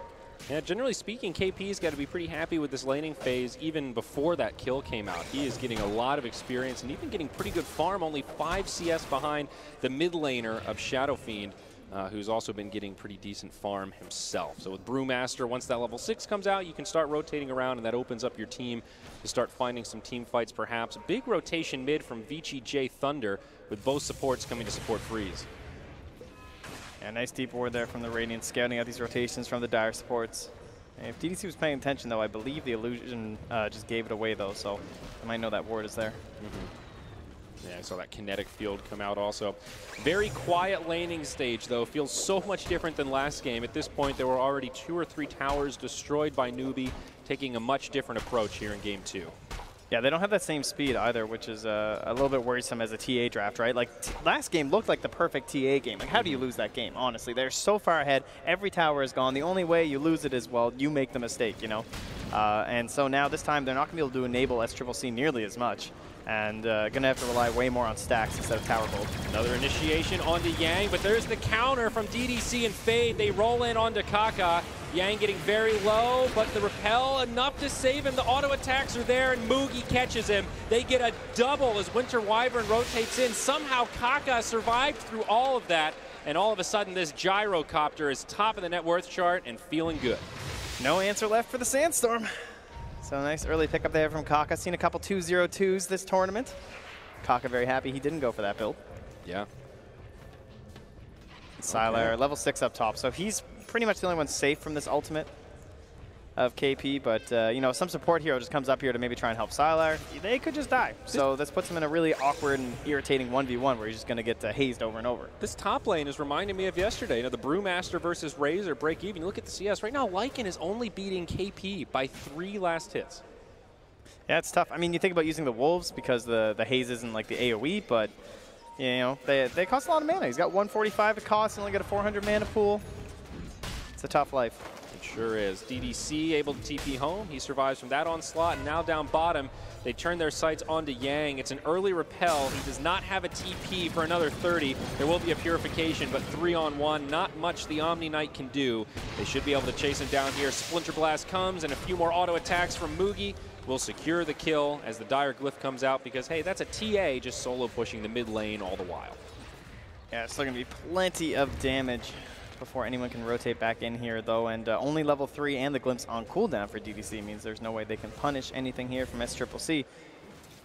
And thinking about the Blink Dagger first this game, certainly the more common choice. It's very rare to see that Deso first like we had last game, but it was certainly the right call on that one. Didn't really need the Blink Dagger, had already taken all the towers. They just wanted to secure Roche and get a little bit more damage on those towers with like just a repelled TA kind of deal, but they erred. Well, we often think of Desolator as a great fighting item because it has so much damage, but it's really a great pushing item because it buffs up the damage of the rest of your team by putting that debuff on the tower. So really not surprised to see him pick it up alongside a Chen, then switch up the build here in this game. Sylar does now have the Helm of the Dominator completed on Lycan, so this allows his jungling to accelerate even more. Big regen and grabbing those extra creeps just open up that farm potential. Yeah, hard to go for a kill with the Hellbear, unfortunately. You know, if you have a Troll or maybe even just the Centaur, much better options. So it will indeed just be neutrals for him. Fade up on the high ground. Fade he is might level get 5. Sandwiched here, and Kaka going to come in. He's also level 5. Burrow Strike to start. The roll gets intercepted, and Fade will be locked on the high ground. Go for the neutrals. VGJT will not be able to support. He's really confident Spirit. in his abilities or something there. Didn't go for the denies. He's like, nah, I can get out of here. Yeah, it's a triple stack of Ancients there as well. He probably would have been denied by those Prowlers pretty darn quick. But now, as CCC, he sees it's been scattered out, and he's just going to try to finish off this stack before it gets invaded. And, of course, that'll buff up his farm quite a bit. KP still holding his ultimate. Sylar still holding his ultimate. It's kind of like a waiting game here. Maybe this is the play now, right? Faith here, Kaka here. Yep. Oh, tempting. Yeah, he goes for it. I love that. Right through the trees. There's only a split second to do it, and he opts for it. And now the ultimate used by Lycan. There's no Winter's Curse to lock him down, but he's going to try to put a little bit of damage on KP. There is a Brew Split available, but opts not to use it, and the Wolf will just run into the jungle, stay safe, hits the Shrine, and we'll probably just go right back to farming. That's perfect, though. They know that if you split, he's just going to run away. So to like force him to fight, try and do something, and once he realizes this split's not going to do anything, he just has to leave. They're just going to group push bot while you push top. Mugi throws down the call down, but it won't be enough, likely, with the next wave coming through, unless they want to full rotate everybody to the bot. Yeah, nice little play from Yang there to heal the creep, so they just get some extra duration of pushing onto the tower. The Glyph comes out, but now Lycan's here, so he's got some wolves. He'll intercept this creep wave, and they will commit a little bit more to this tower push. All the while, mid, SCCC tries to put pressure on this tower, but Yang will TP in and does have DDC nearby. The counter initiates. Sylar finishes off that tier 1 down bottom. Will Newbee be able to find this trade? There is a Dire Glyph, so maybe baiting this out. Kaka on the front lines, has a stun and a lot of stick charges available. But trying to be careful with this glimpse. Oh, there's the glimpse onto Mugi. Static Storm, Kinetic Field, and this Gyrocopter's in a lot of trouble. Earth Spirit comes rolling in, but Winter's Curse breaks up the fight, and Kaka gets a follow-up stun, but it goes the other way. He gets blown up. KP gets off the split, now putting damage onto Yang. Yeah, where's a little the bit of a lack though? of communication there. Yeah, one goes in, the rest of the team retreats. Omni Knight trying to stay in the front line, but I don't think they'll be able to kill this Brewmaster. Those Brewlings are pretty tanky at this stage of the game. We've all been there. You know, you see a 3-man Burrow Strike, you really want to go for it. How can this be bad? It was a great winner's curse, though. Completely broke up that fight, and without it, I think would have gone much worse for Newbee. Yeah, but they do claw themselves back a little bit there from VGJ Thunder. Was about a 3K lead, and they hold that tower, although it is deniable. Tempting here from DDC soon. Not in deny range quite yet. yet. Yeah, not quite, is it? It's close. It looked low. Close, but no cigar, Trent. We're out of there. Well, back to farming we go. The lead that Newbee had picked up is starting to dwindle just a little. Some of that coming from towers, but with that said, they will smoke up and head into enemy territory. Yang breaks the smoke, heads to the high ground, and now they go for fade, perhaps. They see him under the tower, not eager to dive that. Kind of an awkward rotation from Newbee, now deep in enemy territory, but not finding the opening they were looking for. Getting some wards down, though. That's true. Very aggressive wards. The plateau, and then right next to it, outside of that hard camp. Fade could still be in some trouble here. Kaka connects with the stun. The follow-up is inbound, but Shadow Fiend will TP in. He's no help here, though. Probably TPing into a sticky situation. There's the winner's curse. Will lock him down after the repel flies. Whew. Not going to be able to save the Earth Spirit, but they will save this tower. Now they glimpse back Faith. Nice cold embrace, buys him a little bit of time, but just sets up for some shadow raises. His team leaves him high and dry, 7-3. VGJ do make a defense at the tier 2. Bit scary, but nothing else left in the tank there. So yeah, another defense there, pushing them on back, but still no real attention paid to SCCC. Has his Blink Dagger eyeing up into his Desolator. And also, as that was happening, space created for Sylar. He finishes off that tier 1 tower mid. So again, opening up that Newbee jungle just a little bit and possibly making these rotations somewhat easier for VGJ Thunder. Up in the top lane, damage onto Yang and some counter damage onto Kaka, but both sides playing this game of chicken as they retreat and then counter initiate. TA drops the trap, and Omni pretty low on options, has a couple of stick charges and a GA, won't be able to use the ultimate, and it's another kill up for Mugi, who's now secured an unstoppable streak. Yeah, what's the plan now, though? Do we want to just go mid, easily take that tower? Do we want to use this Brew Split right now? Are we eyeing up the Roche Pit? It feels like every time Newbee gets something, they kind of just like retreat back and they don't have like any sort of like a real plan with it. Roshan could always be an option with the TA, as we've talked about. Blink Dagger's up and now pulling up gold towards the Desolator. Maybe one of the key items they're waiting for before they commit heavy into the pit. Yeah, see the ping out now. So onto the tower. Kaka, though, still no Blink Dagger, so not a very wide range of initiation here. Now Yang hoping for a deny after that glyph, but homing missile comes in. He sees how much Newbee commit to this, and will just head back. This is all 5 of Newbee now charging up the mid lane. This looks familiar. Yeah. Flashbacks to last game. VGJ Thunder, though, they are ready for this. Winter Wyvern flies over the tree line, jumps in, drops the ult onto Disruptor, and the follow-up is going to be there. DDC dies first, nice. Lycan dies shortly after. It's a quick twofer, and now the Brew Split wants to find another. Fade caught by the Cyclone. This will be the setup, and the follow-up is here. TA Trap comes down. Nice kick, decent repel from Yang, and Fade will actually be able to survive this. Nice support. Yeah, perfect catch there, right? If they get the Sack Storm off onto KP, there's a chance they can just win that fight as VGJ Thunder. Pop the ulti from the Lycan, tons of damage, but they just get the curse right on top. Lycan helps them bring down DDC quicker, and then the fight is completely secured by then. Yeah, I like how they're playing around this Winter Wyvern. Faith being the initiator there, using the Arctic Burn to get vision over the tree line. And now this TA is going to move into another Ancient stack inside of the Radiant jungle. Yeah. I think if that's pretty much any other 2 heroes there, VGJ Thunder can feel okay if the Lycan starts split pushing, but if Lycan is the one that dies, it hurts. Yeah, they're going to go into the pit, though. They have the Shadow Blade here from Freeze, and they also have the Alpha Wolf. Okay, a little risky.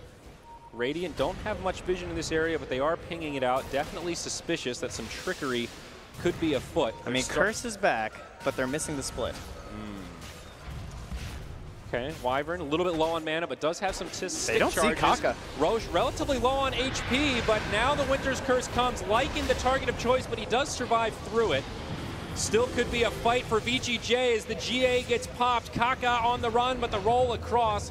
Ice Cube will buy him a little bit of time, but the inevitable is done as Mugi on the backside now getting isolated. It's a buyback from Kaka. Newbee really want to defend this, but a double from Sylar. Beautiful stun from Kaka. Stops the big bad wolf as he heads to retreat and loses the shapeshift. Now KP on the backside, 30 seconds until ult. He's going to get glimpsed back right into the fray, but he has support, and Newbee will hold. Now the stun forward onto Yang. That could be turned again, and Kaka, it's a dieback on the Sand King. Gets off an epicenter, but it just tickles as VGJ Thunder win the fight.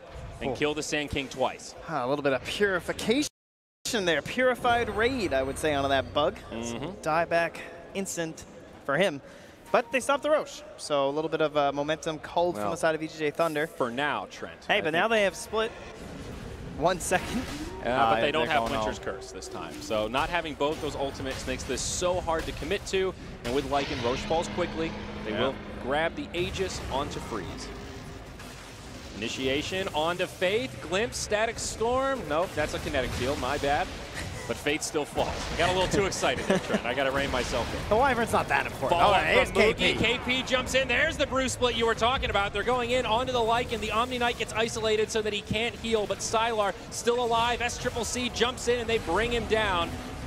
Freeze needs to be a little careful here, but remember, he does have the Aegis. DDC getting focused by the TA. Fade. Oh, nice beautiful kick through. Stun on three, and that sets it up for Freeze to bring down Moogie. Now Kaka gets a stun on 3, sets it up the other way for SCCC, and they will find the Aegis. Another one of these chaotic fights, but it's Newbee that comes out big. Look out. Big damage on the Yang. Another awesome stun from the Sand King, and it's going to be a full 5-man wipe and then some. A triple kill for the TA. As you mentioned, double damage, the perfect rune in that situation. A wee bit fortunate, you might say. But I'd say the rundown was already complete at that point for Newbee. It looked like they were going to take that one. And, you know, the only thing that could have gone wrong with that Aegis really was going too early, which they did, before all the cooldowns were back. They tried to play a bit aggressive, all for just a Wyvern as SCCC gets a little bit more out of that DD rune as he takes down DDC.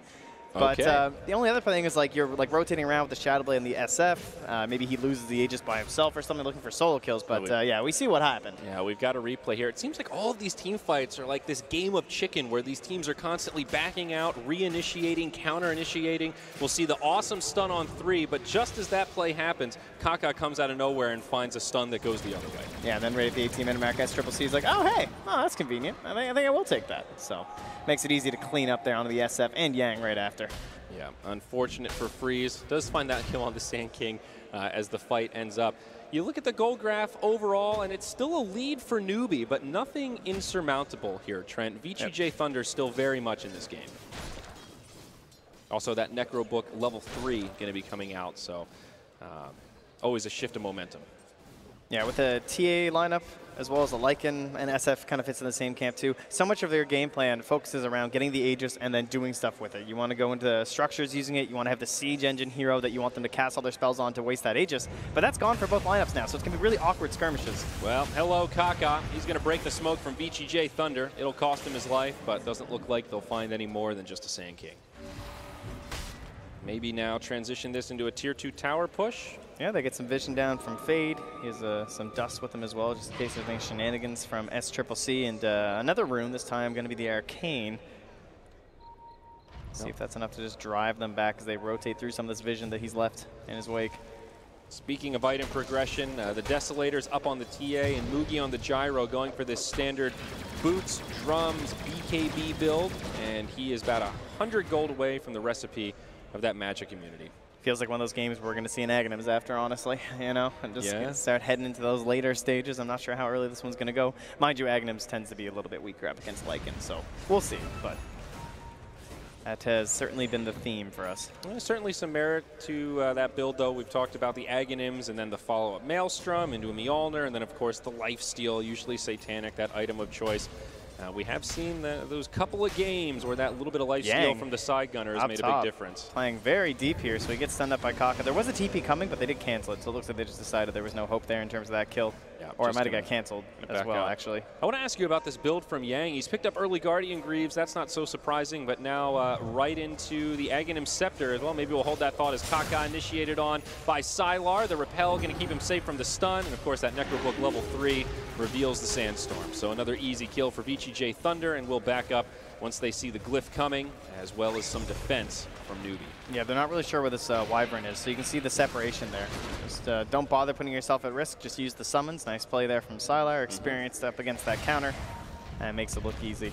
Absolutely. So Aghanim Scepter, again, a first big item after the Guardian Greaves on Omni Knight. What are you thinking?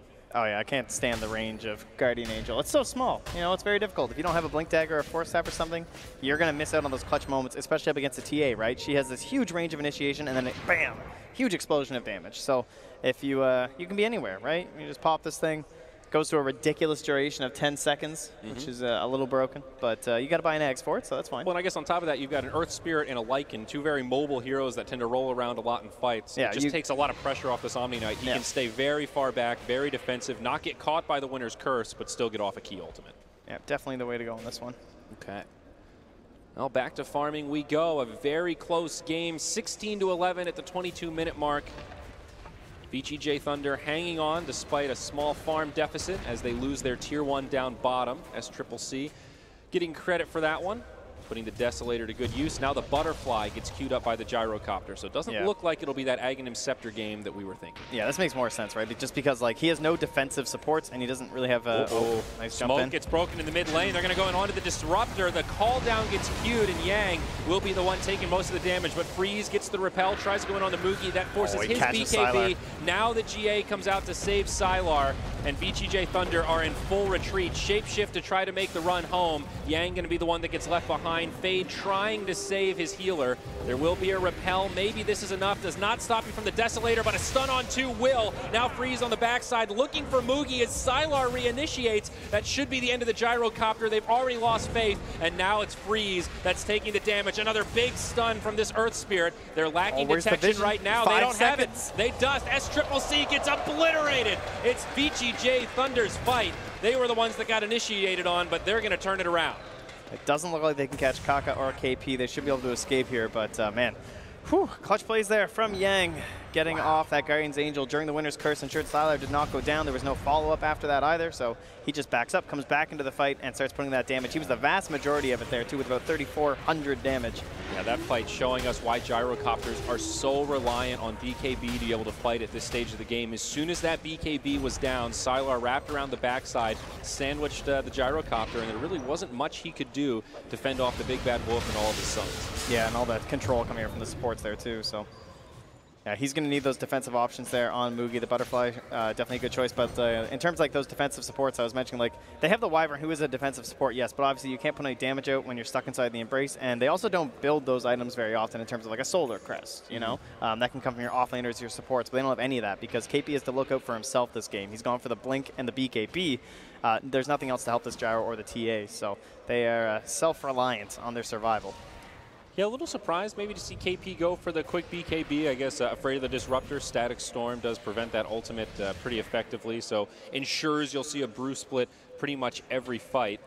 Now a smoke from Newbee moving into enemy territory, but VGJ Thunder nowhere to be found. Going to be on the other side of the map, and it looks like they might be rendezvousing for a smoke of their own as Manta Style comes out on the Shadow Fiend after his Shadow Blade. They need some wards placed down here from the Radiant side, but looks like the Dire side there, VGJ Thunder know exactly what Newbee were up to, and they don't put any observers down though, so they know they like make it obvious they did a full rotation through there, but don't drop anything, just worried about it getting picked up perhaps, so keep it to themselves. Sylar also very close to his BKB on the Lycan. A necessity, but also not the ideal game to go for BKB. Gyro and TA still do a huge amount of damage through it, and we can't forget about that Winter's Curse, one of the best ultimates to deal with spell immune heroes. So that ward did catch a glimpse of both the Earth Spirit as well as the Disruptor, so they might know if they smoke right here, they're going to know that it was going on, and well, now they're all just running right through under the ward. So we're into a Roche game here, as it's going to be respawning in 1 minute. Okay. That's what everyone's up to, so. Yeah, that Tier 2 mid also getting destroyed. The power of the Lycan, you're able to win a team fight, then very quickly transition right into objectives. You can also de-ward everything as he runs around the whole jungle with his Necro 3. They've already taken out a couple TA traps, some sentries, the Observer that was placed down in the mid lane, and that's why you look. Yang, he is in a pretty awkward position. They'll deploy the Winter's Curse to find this kill. He tried the Repel TP rather, and this time it's not going to happen. Follow-up stun and no deny from the neutrals, those Centaurs, not willing to help him out as KP gets another. Repel TV, I could go with that. A little bit of Omni preaching on a Sunday morning, you know. The omniscience. It'd be very angry in terms of like getting you motivated for the day, I feel like. Some kind of millennial TV network. DDC sends the glimpse onto KP and actually forces out that BKB. as they secure the kill. So 10-second charge down for KP, but worth it to punish that Disruptor for counter warding. 10 seconds doesn't matter that much on a Brewmaster. Other cores, you're like, man, is that really worth it? This guy, you're like, yeah, it's fine. That's partly why he bought it, I'm sure. Is that true. He does not care about the glimpse. He wants to make sure he can just run into these fights and create good opportunities for his teams without having to worry about the instant counter initiation from DDC. Yep. And into the pit we shall go. 10-second BKB ready for all SCCC, and is Deso helping to take this down fast. Yeah, very unfortunate time for VGJ Thunder to lose two heroes like that. Just innocent pickoffs, I guess you could say. Omni thinking, repel TP, I'm going to make it out good. Disruptor thinking, hey, they're committed to the other side of the map. I'll be able to get this ward, no problem.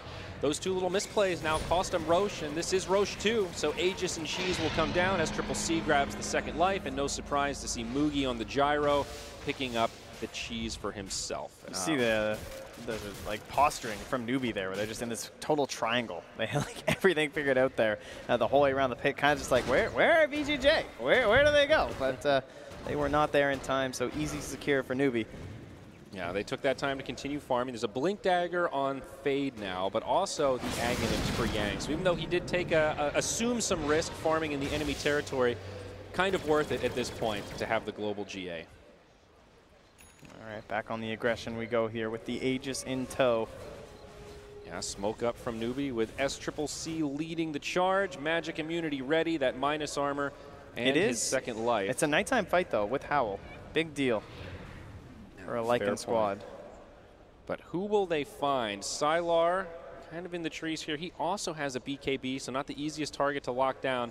The Troll Summoner going to kind of block Mugi there, but I doubt they noticed it. VGJ seem to be suspicious. They're just going to TP home. DDC gets caught in the tree line, though. Pops a glimpse, but he will be the one that gets left behind. Pretty minimal losses for VGJ Thunder, all things considered, given that was the first smoke after Roche. Yeah, but with their net worth lead, they're just losing that control simply because of the Aegis and Cheese being taken, so does not feel very good for the Dire side. A lot of BKBs this game, Trent. Not surprising, right? We've seen the Chinese teams definitely prioritize magic immunity, maybe more so than the other regions, but once Shadow Fiend has his, that'll be 5 BKBs by just about the 30-minute mark. Well, BKBs breed nullifiers, so SCCC eyeing that up as his next pickup. Can be a good choice for sure. Mute, definitely a handy tool to have in your toolkit, as maybe this tier 2 tower mid could be the next victim of this Newbee onslaught.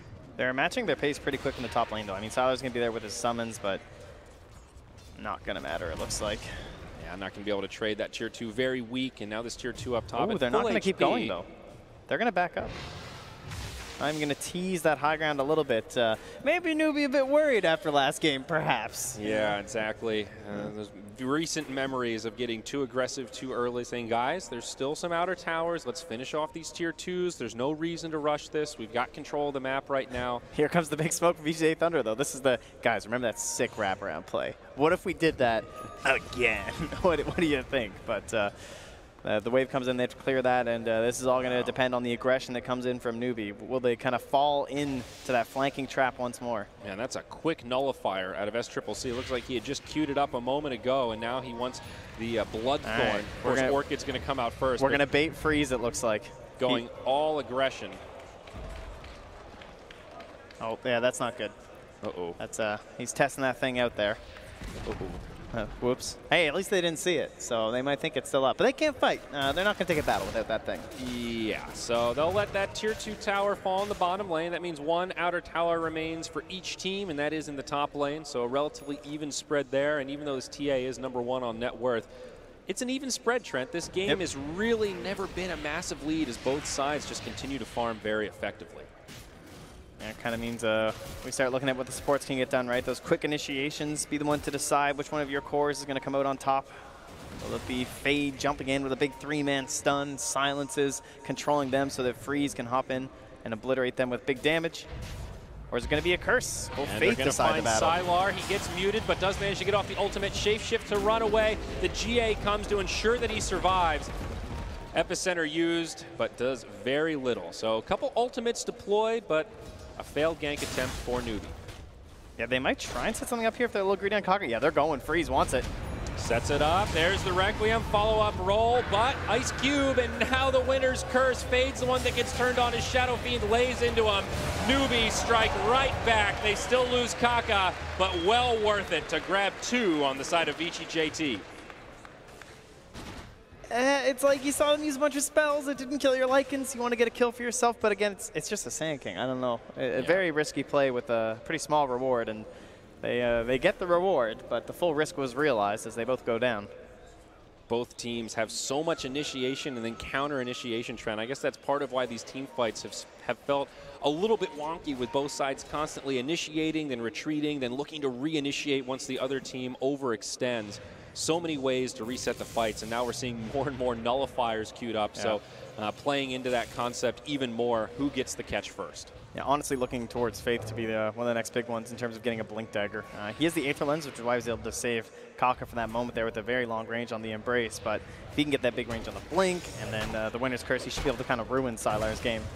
Smart play from Newbee to try to pressure the high ground. They do force out a Glyph, seeing if maybe they'll overreact, pop a buyback, but none available. And Shadow Fiend will just respawn. Minimal damage done to the tower.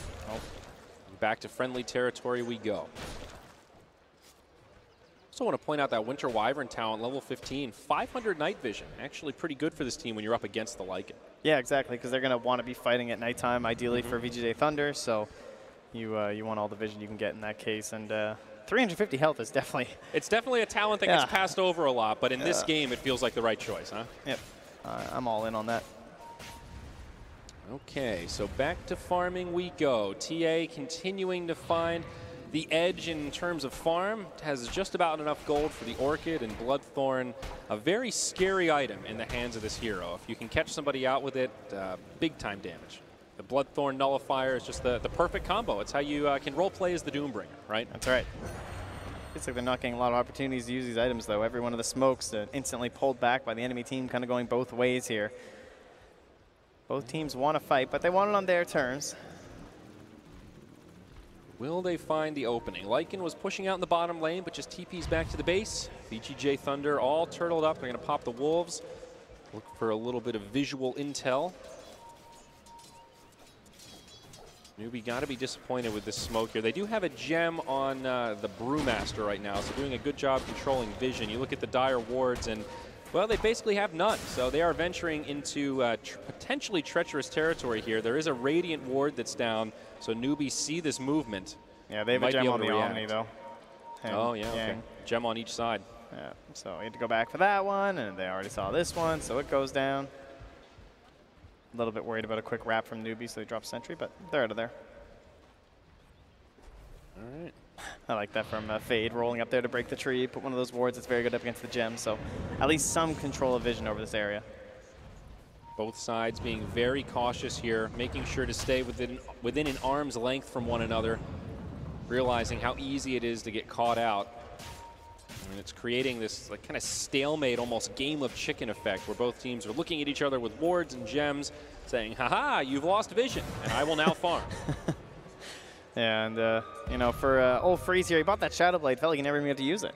Yeah, I mean, he's used it almost defensively. We've seen a couple times where it's allowed him to get away, but yeah, definitely one of those games where so much five-man Dota. Kaka just goes in. Free stun from Kaka. Now the follow-up BKB from KP. They jump in onto the Earth Spirit, but there's the GA. They're going to try to focus down the Omni, but the Winner's Curse just comes down a little too late. Sylar having trouble sticking onto a target, but now he's found him. Static Storm, Kinetic Field, Mugi, Kaka down, and SCCC in trouble. He'll get blown up, and it's Newbee that are in big trouble. Faith trying to TP, that won't happen, and now the Brew Split will expire, and KP, the last survivor of Newbee, will limp away to the top lane, but the Glimpse will ensure the kill. This is going to be a full 5-man wipe for VGJ Thunder. Well, they tried and tried. They hunted for the perfect fight, and, well, did they get impatient again? Because Kaka hopped on in there. It sure did look good. Big Burrow Strike to start, but not enough follow-up right away. We'll see if I see a BKB on a Gyrocopter. I see a Cheese on a Gyrocopter. Not a good sign. Yes, both of them off cooldown, so that's never a good thing. You're right.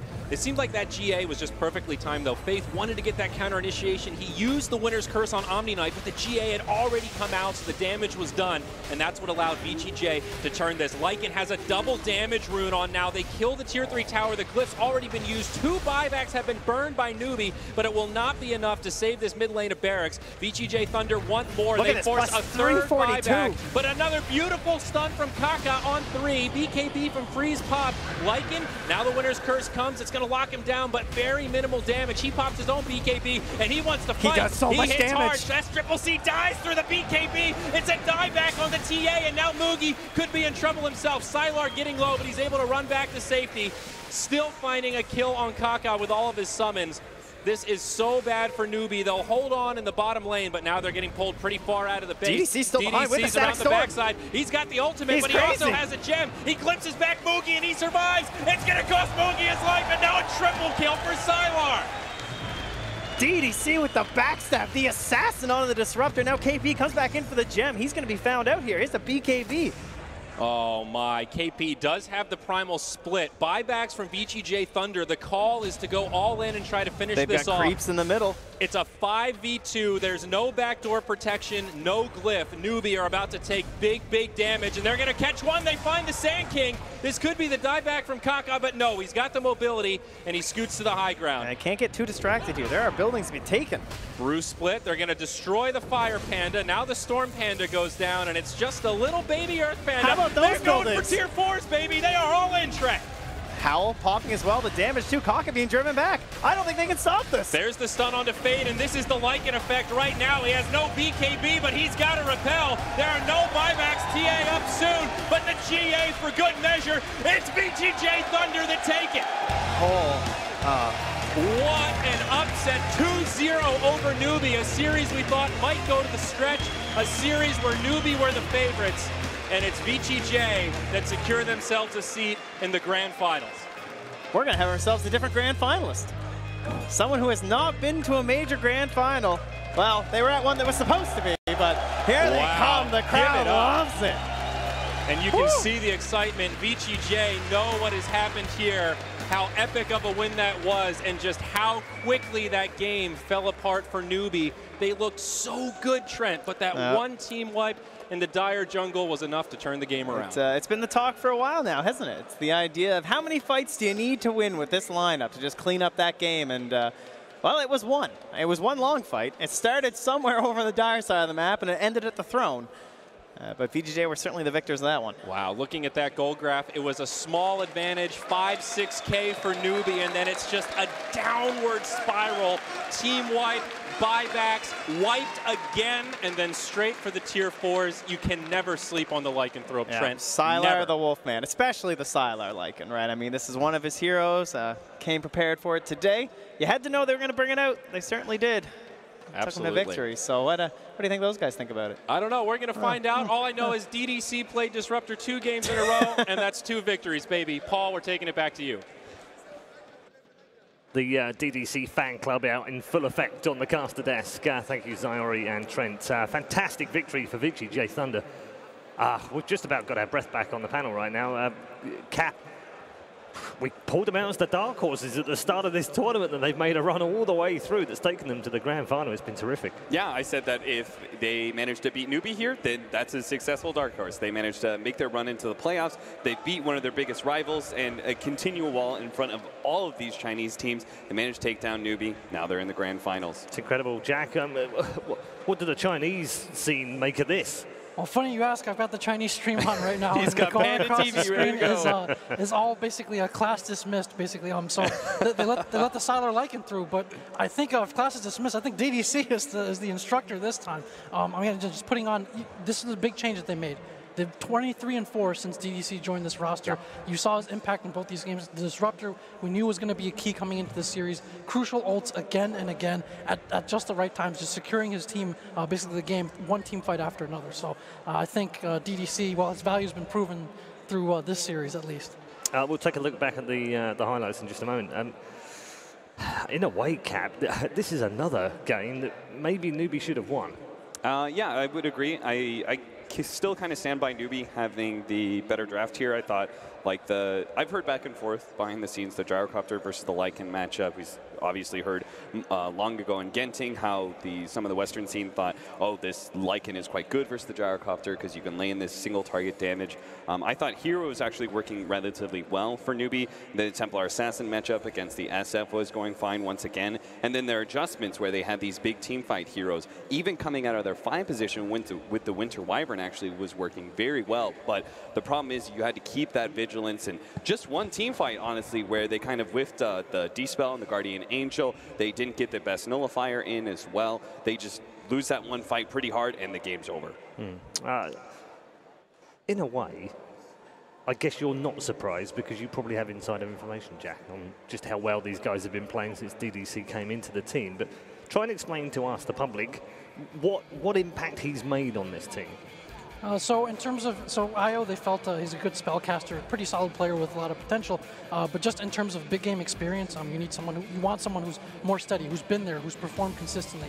In terms of securing his lane farm for his carries and for his cores, DDC knows exactly what he's doing. In terms of dealing with vision, taking out enemy wards, you saw a couple times, Newbee seldom had that much vision on their side of the map. They got dewarded even on their own side by the Shrine. So DDC, being the experienced player that he is, does all of these things with no drop-off, little to no drop-off in spell casting as well out of that 5 position. You just see the team fight impact that he has. And for Newbee's lineup, again, I want to credit VGJ here because Newbee's lineup is very good at winning the team fight in that first burst, or basically routing the opponent. You're talking about Winter Wyvern ult, setting up other big ultimates like from Brewmaster, Sand King as well.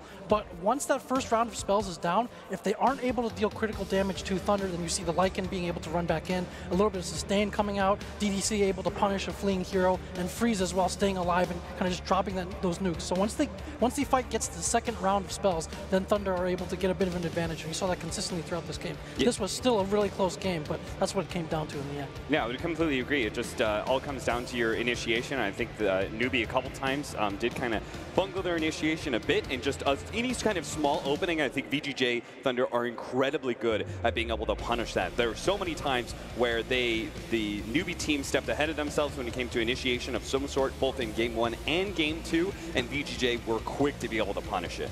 There's a great example, I think, probably coming up where they just try and initiate with the Gyrocopter and the Sand King, and they don't get that good hard initiation. They don't get that good hold on these heroes. Newbee and, VGJ end up kind of backing all the way back to the river and then re-engage as soon as they see Gyrocopter use his BKB. It's now down. They've already tried to use some of their abilities to lock us down. Those are on cooldown. Let's go back in, and they punish the hell out of Newbee in one of those fights. So I think that is actually kind of the theme that I'm picking up here from VGJ Thunder, is their continual read of team fights, and this is the one right here. Yep. They had already chased maybe a little bit past the tier 2, past this river line. VGJ Thunder were on the retreat for sure, and then they saw that opportunity to turn. Yeah, one thing that kept Newbee in this game as well was excellent control over Roshan. That's one of those things that TA helps to give you as well, with the trap vision in there. And they had a cheese or Aegis to fight with most of the time. But this fight, and then the one coming up a little bit later, again, Gyro and TA are these heroes that you expose your positioning once you commit to the fight, and it's very hard for them to disengage if the fight is not a rout. The TA's defenses quickly come down. The Gyro isn't able to keep standing his ground, and they were able to take advantage of that every time. This TA was better this time. Yeah, it certainly was. I think the Templar Assassin performs very well against the Necronomicon pickup of the Lycanthrope, because every single time he's got his refraction just to be able to focus down the Necronomicon melee unit. Now we saw in that last fight, his refraction died right as he went for it. That's the ult of the game. Yeah, right now. That was actually the failed Dispel there on the Guardian Angel, and on top of that, I think they used the Nullifier on the Earth Spirit, but then a successful GA goes down, and if they can't dispel that GA, then your initiation goes kaput, and as Jack was saying, it's all about the initiation and that first burst of damage for Newbee in these fights. Even at this point, just before this fight, Newbee were ahead. They had control. They lost it there, and it just continued. I think Trent said in the commentary, the fight started somewhere in the mid area. It just carried on until they got to win the game, basically. Yeah, I think once you're forcing those many buybacks, especially against this team, which I would favor later into the game, once the Lycan starts becoming more of a single target damage dealer with his right clicks, where he picks up the AC and Abyssal and those kind of items, then I really think he starts taking over the game, as well as the SF. So once you have like that kind of team fight, I thought it was over. You force those buybacks, and then you get into another nasty engagement, and the game actually ends rather abruptly. And there you see how excited Fade was there. We talked about the Fade Kaka matchup going into this game. Kaka again showed his stuff. He did probably get impatient a few times. Maybe forced a few reinitiations or reengages that weren't good. But Fade again, he had to kite throughout the fight. He had to try to disrupt the backline with the spells. He also had to initiate or catch at different points, and you could see that's why he's an Earth Spirit specialist. He played very well once again. Yeah, he got multi-hero stuns off of those kicks. I think Fade's Earth Spirit definitely deserves a special mention. Okay, let's take a look at the scoreboard and show you how things shook out in game number 2. It was a clean sweep for VGJ Thunder. It doesn't read particularly nicely if you're a Newbee fan at the top of the screen, although it looks fairly even as far as the scoreboard is concerned. I don't think that tells necessarily the entire story. 9, 2, and 10 for Sylar, though, topping out on the scoreboard. MVP?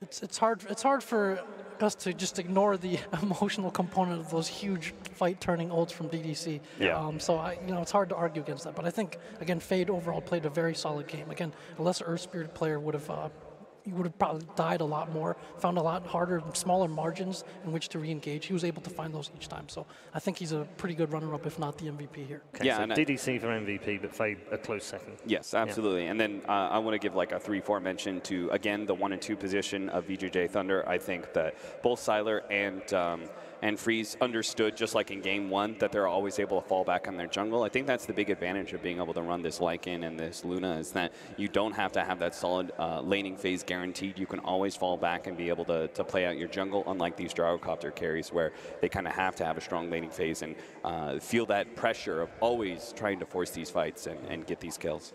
A few final words for Newbee, because they are done. Again, I guess they look at this a bit like Secret will look back and think, that's a disappointing tournament. We should have got more out of this. They've got some points on the board, admittedly, but it's not enough for a team of this caliber, is it? Yeah, again, it feels like, just as soon as they get the monkey off their back beating Liquid in the final, they'll have to prove it once again. But some encouraging signs. Again, I think Kaka played extremely well. I think they showed a lot of flexibility in this final series. They really went their own way with finding these answers. That's something that will always serve them well going forward. So positive signs for them to take away. They could just say they ran into the hot team or the team of the tournament at this point. Yeah, could be. I also want to finish with you, Kat, in terms of DPC points, because VGJ Thunder now get a minimum from this, bearing in mind you only count the top 3, of nearly 1,500 points, which puts them in 6th place on the DPC list from 18th. Yeah, we've now got Newbee, VG Gaming, and VGJ Thunder all right next to each other in those rankings. That is like the second tier where they aren't guaranteed those points, not even in some of the estimates that like Nahaz was giving around that 3K marker. They still need to make another decent stretch here. So but it's a great jump for VGJ Thunder now, isn't it? It is a huge jump, yeah, absolutely. VGJ Thunder in just one tournament. That's what we've been saying here, right? That's one really big result in a big tournament. Yep, exactly. Yeah, what we talked about yesterday, again, that's why it's wide open as this season kind of ramps up towards TI. You have these majors now, more majors down the road, where one good showing can really put you in contention. Okay, yeah, it gets more exciting, doesn't it? With every game. Every single game counts as we get closer and closer to the international. Right now, though, focus on the Bucharest major, because DDC right now is with Sir Action Slacks to let us know exactly what he thinks about reaching the grand final here. Ladies and gentlemen, I am here with DDC. What an incredible performance out there, man. You guys said you were nervous about facing off against Newbee, and you 2-0'd him. Why was that? What happened in that series? 首先恭喜你们。然后的话，你们之前也说，就是打牛逼应该还是比较紧张的嘛。但是你们在比赛里面是2比0击败了他们，你是觉得是为什么会这样发生？因为我们教练 ROTK 给我们的自信，我感觉是这样的。ROTK gave us energy. It was all him, all ROTK. All right. So you guys were so patient. You took your time. You waited for just the right moment to strike and get them. How did you know when it was time to do those big plays? 就是2场比赛其实都是你们一直还是很耐心嘛，然后最后终于是找到了机会，然后一波都把对面打死了。然后你的话是怎么来找到这个机会的？我们团队感觉是比较好吧，就是也不迟疑，也是一直在找机会，因为局势是一定很焦灼的，因为我们一直觉得我们是能打团的，但是要找那个机会打团的方式，一般我们没空嘛，然后我们要打散了，然后再找他们酱油切，我是这样觉得，这样理解的。Yeah, so both games is actually pretty close. It was really intense, so it's really hard for us to find an opportunity to get in. So we always feel like we are comfortable to team fight with them, but we just really hard to find the chance. What we did is like we try to get some stunts and try to make them to like have separate positions, so we can like breaking and get the focus on. Yeah. All right. People are calling you the assassin disruptor from that game. You were doing perfect ults, and you grabbed that gyrocopter. Some would say winning that game. Is that how you felt, or was it just a normal game? 有些人就会说你这场比赛里面的表现就是 TA 杀手嘛，然后你也是很多次关键时刻把对面的飞机留了下来，然后你觉得你对自己的发挥感觉如何？今天特别厉害吧，感觉状态特别好吧。I feel like I played so well today. I think I just have been really hot today. Yeah. All right. Now the question I have to ask: who do you think is going to be joining you in that grand finals? 最后的话，决赛你可能打谁？你预测的话？我觉得是 VP 吧，感觉很厉害。I think VP is stronger right now. All right, all right. Now, are you going to beat them though? 那你们能打赢他们吗？你觉得？难。I would say it's hard. Well, hopefully it's not too hard. We're going to find out very soon, and we're going to see more of VGJ Thunder. Thank you so much, gentlemen. But before we get there, I have something that we have to talk about here. I mean, we always show these videos about the pro players and get to know them, but who we don't get to know is some of the talent and some of the guys that work on the show that you may recognize. One of those people is here today, and we have a little piece on him. He might not be the coolest guy in esports. He might not be the happiest guy, but he's the oldest, probably. Let's take a look on this piece for Red Eye.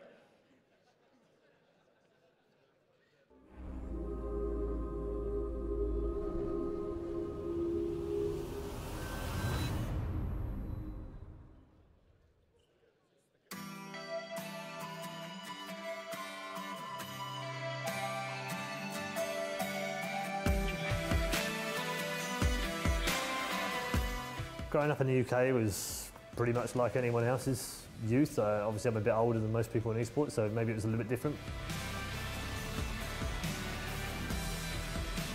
Gaming is something that I've been involved in or have loved from the moment it became gaming. I don't really know what year it was, but it would have been early 80s, probably 82, 83, something like that. And my friends started getting different computers, and I was really intrigued by them in terms of what they could do, and I'd already spent time in the arcade whenever we got the chance at a weekend to go to the arcade machines, and I think it just appealed to me. It was like a mixture of technology, geekiness, and competitive spirit, and combining all of those three things effectively is what we've got today in esports, but I had that from the very first moment I used a computer. The early days of the internet were very expensive, and they were fraught with danger in terms of getting on. Sometimes you just didn't dial in and you couldn't get on at all. It sounds crazy these days. And then the first time I went online on my 28k modem with 400 ping, realised that I was absolutely awful. And that realisation was quite harsh. You know, I had 10 players in the server playing Quake, and I finished 9th. And I'm like, that can't be right. The game must be bugged or something, or these kids are cheating or something, you know. Some things never change, perhaps. So that was my first real experience with the internet. When I first played Quake online, first few times I guess, did I imagine it would look the way it does now in esports? Absolutely not, no. I still had no idea that it would grow to what it is today, and we didn't even have any ambitions, I don't think, back then. We just enjoyed playing video games, and we enjoyed playing them competitively. I don't get to play it as much as I would like to, but I get to watch an awful lot. I think for me it's more the watching I've enjoyed more. Enjoying some of the pros do things that I just can't understand, and I have to get them to explain it, and then it becomes even cooler. And watching a team with crazy synergy and chemistry come together and do something that you can kind of see happening, and then they execute it, oh. There is little greater in esports than watching that happen. You can't fail to love what the players do, and that's, for me, that's the joy of the game. It's not necessarily the mechanics of the game as such, even though I admire it and I like it. It's more about the players and the teams and about what they can do in it. Ladies and gentlemen, welcome to the Manila Major. And welcome to the Philippines, the opening ceremony.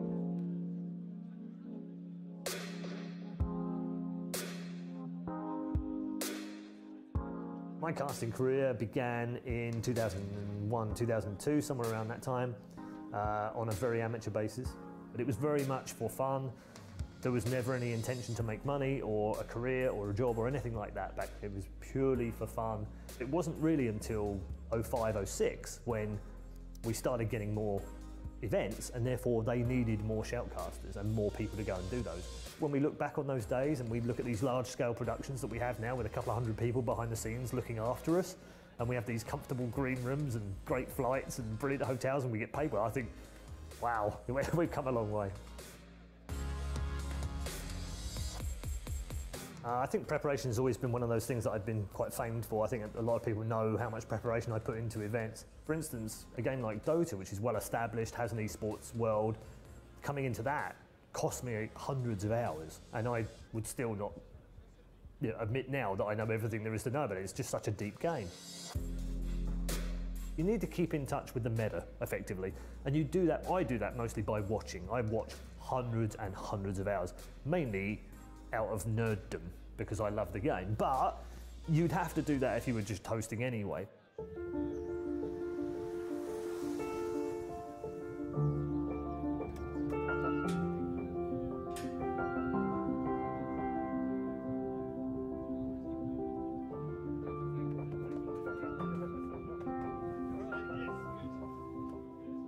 I just feel that to be good at what I do, regardless of what that might be, I need to be fully dedicated to it. And so, in the end, that means there is very little time for anyone else. And that includes my family, which is a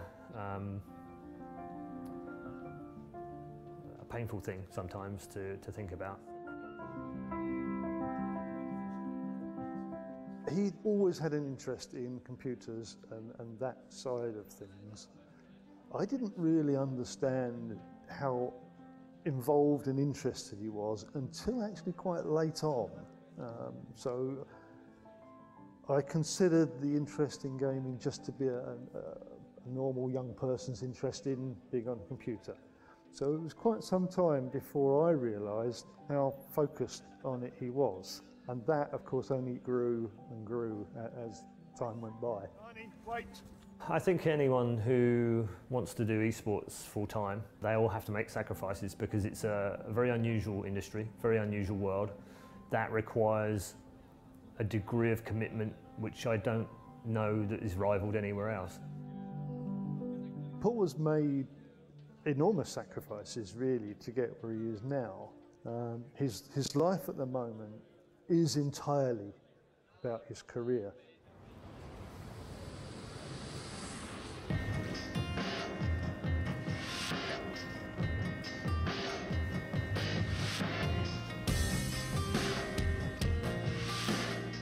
I'm always a bit reluctant to complain about the amount of travelling that we do because it's the key to being successful, I guess, in esports, and it's just part of the job, so you have to do it.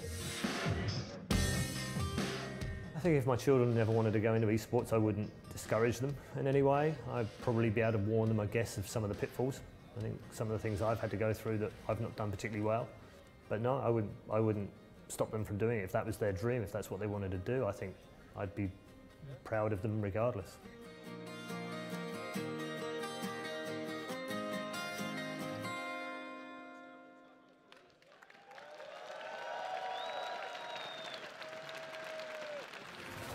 Ready. Steady.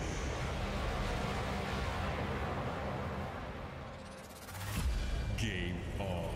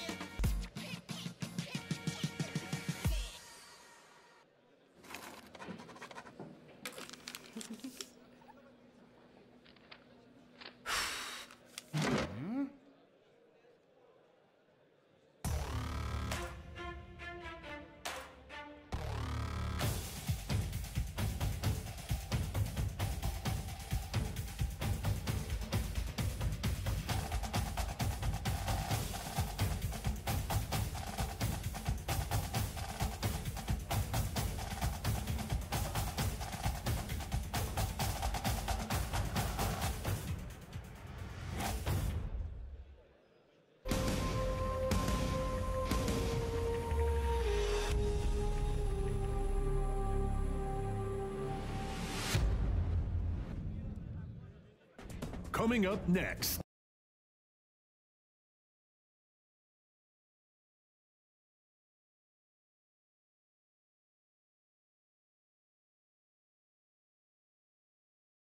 Team Liquid versus Virtus Pro.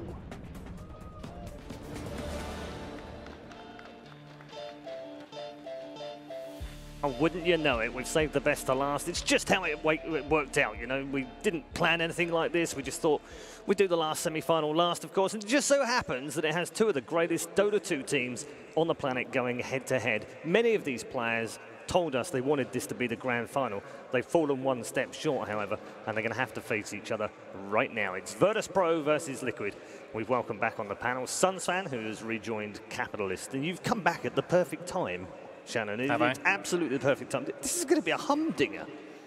A humdinger. Boy, haven't heard that in quite a while. A real barn burner, I believe. I think that is a Toby phrase, isn't it?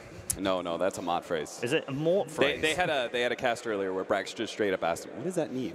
And Mott was like, "I don't know." And I thought about it. I was like, "Well, I don't know what it means either." I think that's an American phrase. I think it probably comes from American sports. 100%. And I was like, I've said it before. And I was like, what does it mean? It's probably a very. It does sound bad. Like it's a very dark meaning, I'm sure, if you look into it. I'm imagining people trapped in a barn, and the barn is burning, and oh no. Yeah, so I have no idea. This is going to be the opposite of actual barn burn. I do believe. Are you looking forward to this matchup? Oh, this is the hypest match so far. Yeah? By far. I mean, Liquid versus VP, I don't think it gets much better than this. I mean, we talked about them being the top 3 teams among, I mean, tier 1, because everybody has a different criteria for their tier list, right? Tier 1, tier 2. But I mean, come on, let's be real. These are both tier 1. There's no argument You can't here. argue that at all. 100% tier 1 for both teams. So they are the cream of the crop. And in terms creme of de la creme. The creme de la creme, indeed. We'll go French. Yes. It's okay. You want to talk about the offlane. What a surprise as an offlaner. You know, you asked me, I was like, what matchup? And I was like, offlane. And the reason is because I think Pasha has been doing outstanding, and Mind Control was, I think, one of the players, if not the player, of TI and of Liquid's run through that international. So, yeah, I want to be able to talk about the offlaners. I think Pasha has really fit so well into Virtus Pro. I can't actually imagine them replacing this player simply because he seems to enable his 2 famous cores that everyone's going to talk about, like, oh, Nolan and Ramsey, look at them, they're carrying the game again. But Pasha, I feel like, is oftentimes the one who sets all that up. He's and the reason this came into my head was because we were talking about Optic and finding those initiations, and it is really difficult to be able to determine what is the right fight to be able to take. Virtus Pro is a team who's known for being able to fight in large reason because of the fact that Pasha does read those initiations so well. I feel like very often, very few times am I saying, like, oh, that was not the fight to force from Pasha. Like, he shouldn't have gotten his team into that one. So I think he's done incredibly well for the team. Mind Control, meanwhile, I mean, it's Mind Control. This guy was a monster at TI. He's playing Dota non-stop. He's easily one of the best offlaners we've had in the history of Dota. I think, like, this guy just kind of does it all. And he's willing to take that passive support role. That one time that we saw it, right? He played Vengeful Spirit support or something like that. Blew my mind how he was just able to be like fit right into a defensive support. Did it really well too. I think the most important part about mind control though is he has very good taste in candy bars. When I first heard that he was a big fan of Snickers, he became my #1 deep in my heart. Personally, I don't know how you guys feel about that. Isn't Snickers kind of the basic approach? Like, isn't it the California white girl of candy bars? As a candy bar aficionado, I would disagree. It starts that way, and then you realize it actually is the best too. It's pretty mind-blowing. Although, not to go off on another tangent here, but the Snickers in Europe, I have to say, is pretty subpar compared to the American version. Everybody says it tastes the same. Believe me, look at my face. Look at how fat my face has become. This is all because of Snickers. I'm sorry. I'm sorry I baited this onto your panel, Paul. I completely baited this candy bar discussion. By the way, thank and then you. he goes one step further to insult Europe while we're in Europe and their candy bars. They have better. I mean, the soda here is better though. Oh, okay. So I'll give them fair that. enough. It's a nice, delicate balance. By the way, thank you for inviting me to the major. I truly, truly appreciate it. I should say at this point that other candy bars are available, of course. Don't get me started on other candy bars. This got so derailed, it's unbelievable. Back to Virtus Pro versus Liquid. Yes, the Snicker bars of teams. Go on, Paul. I mean, we were talking about the offline. Okay. There are obviously parallels to be drawn here as well in the #4 positions. Yes. Because we have world-class #4s, the MVP of the previous tournament for Virtus Pro, and a man who arguably MVP last year, potentially of all players in Dota 2. Yeah, I think that was the other one that, like, 5 seconds after I told you offlaner, so I was like, maybe I should have said 4 positions, because I think Roger's doing fantastic on Virtus Pro. It's been a revelation, isn't it? I cannot gush enough about that play that he had with the Elder Titan. Like, I think that it's just one of those few plays where very few players have that mindset to be able to take it calm and not overreact and wait for the important counterplay. And I think that he has shown a lot of improvement on Na'Vi into Virtus Pro, and then he's just been performing top-notch ever since he joined VP. It just shows you how a transfer can make a difference to a team and a player, doesn't it? Yeah, I've gone from gushing about him in finals to, or sorry, I actually started kind of laughing at him for his infamous Nyx Assassin game in Dream League. And again, that happens to every player, right? Sometimes you just have those games where you miss your stuns all the time. But like, we've never seen any of those. Like, I'm not sure if I've seen a misstun from him since he's joined VP. And I think he's just like a really motivated player who wants to be able to improve as much as possible. He did it on non-VP, definitely where he was on their radar, picked him up. And he's been, I think, an MVP in so many of their games. I feel like you can pick, it's not, you can't really single anybody out with these teams, right? You can literally pick any position, and it's like the best of their field, if you will, like the top 3 of their position for each respective team. So that's why this match is going to be so hyped. And I'm super interested, whoever ends up going to the finals, how VGJ Thunder is going to look versus them. I hope that that's going to end up being as competitive as everybody's hoping and dreaming for in this, in this tournament. I mean, we've got a minute or so, but why don't you talk about VGJ Thunder? How have they impressed you in this tournament? Because they've blown everyone away. I mean, I'm very hard to impress, Red Eye. I don't know if you know this. No, I get that about you. You took Misery onto a team, so, you know. That's true. That's a good point. I'm not 100% sold yet because, well, first of all, the best of ones are their own entity, right? I don't really look into that too much. They went 3-0, okay. Yeah. They did really well against Newbee, obviously, but they played a lot against these Chinese teams. They have a lot of experience. How are they going to do against a Liquid or a VP? That is what I don't So in other words, there are still question marks over them. For me. Okay. But again, you know, I'm a hard one to... You're a Suns fan. That's a true statement. It is a true statement. What's also a true statement is that our players are ready to rock and roll. So let's get them out to the main stage here in our second semi-final.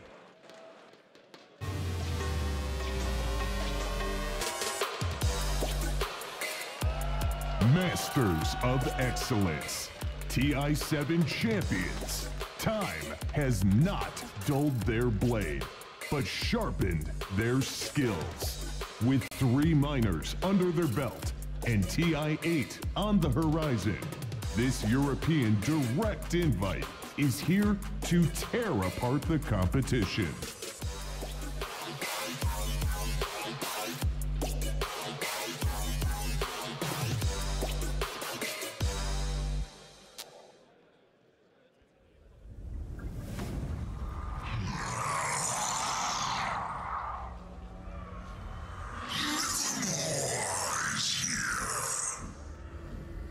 Welcome on stage, Team Liquid.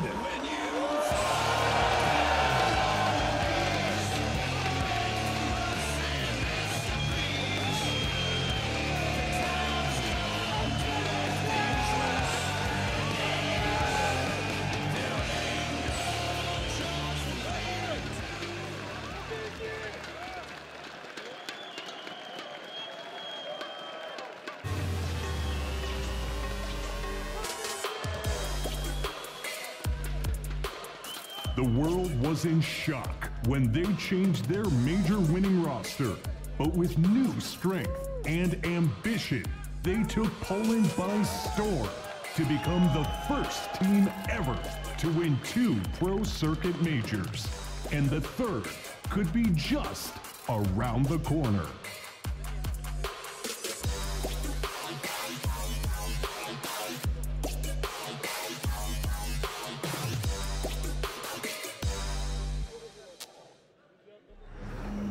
Those souls were not yours to claim, Shadow Fiend. Welcome on stage, Virtus Pro. When you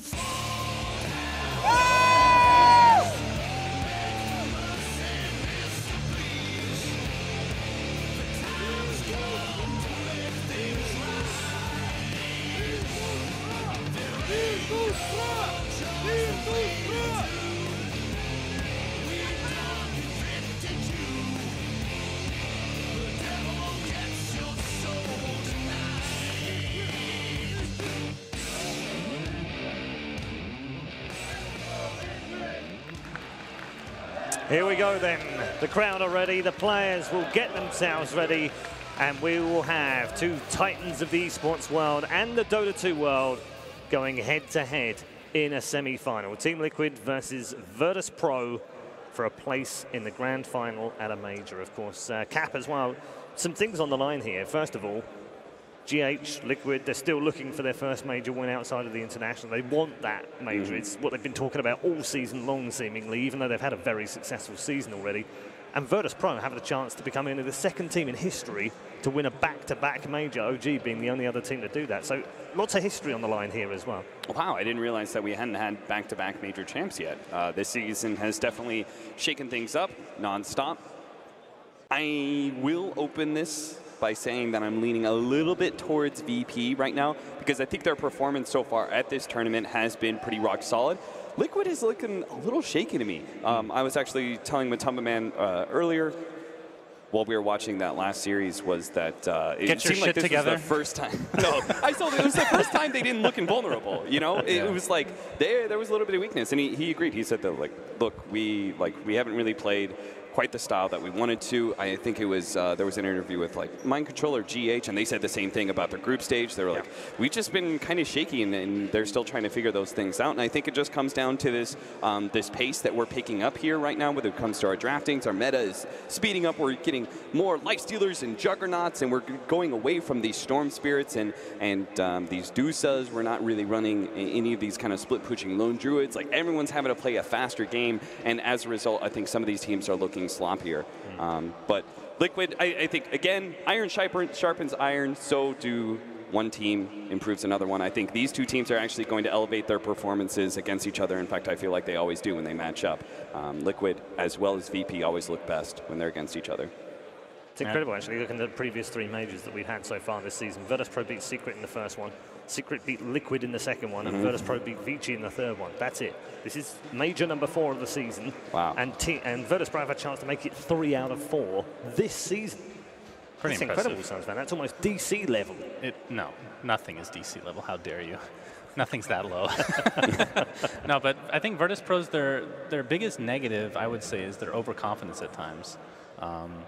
And it's been something that's kind of plagued them throughout the last, I want to say, 3 years. They have really good performances at a tournament. I think this year has been their best year so far, though.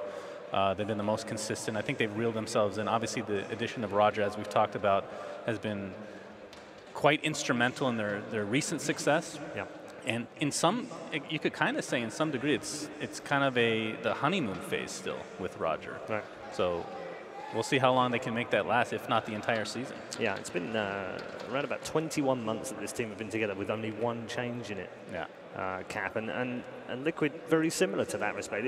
Is this not finally getting through to the other teams, that the model of consistency is the road to success?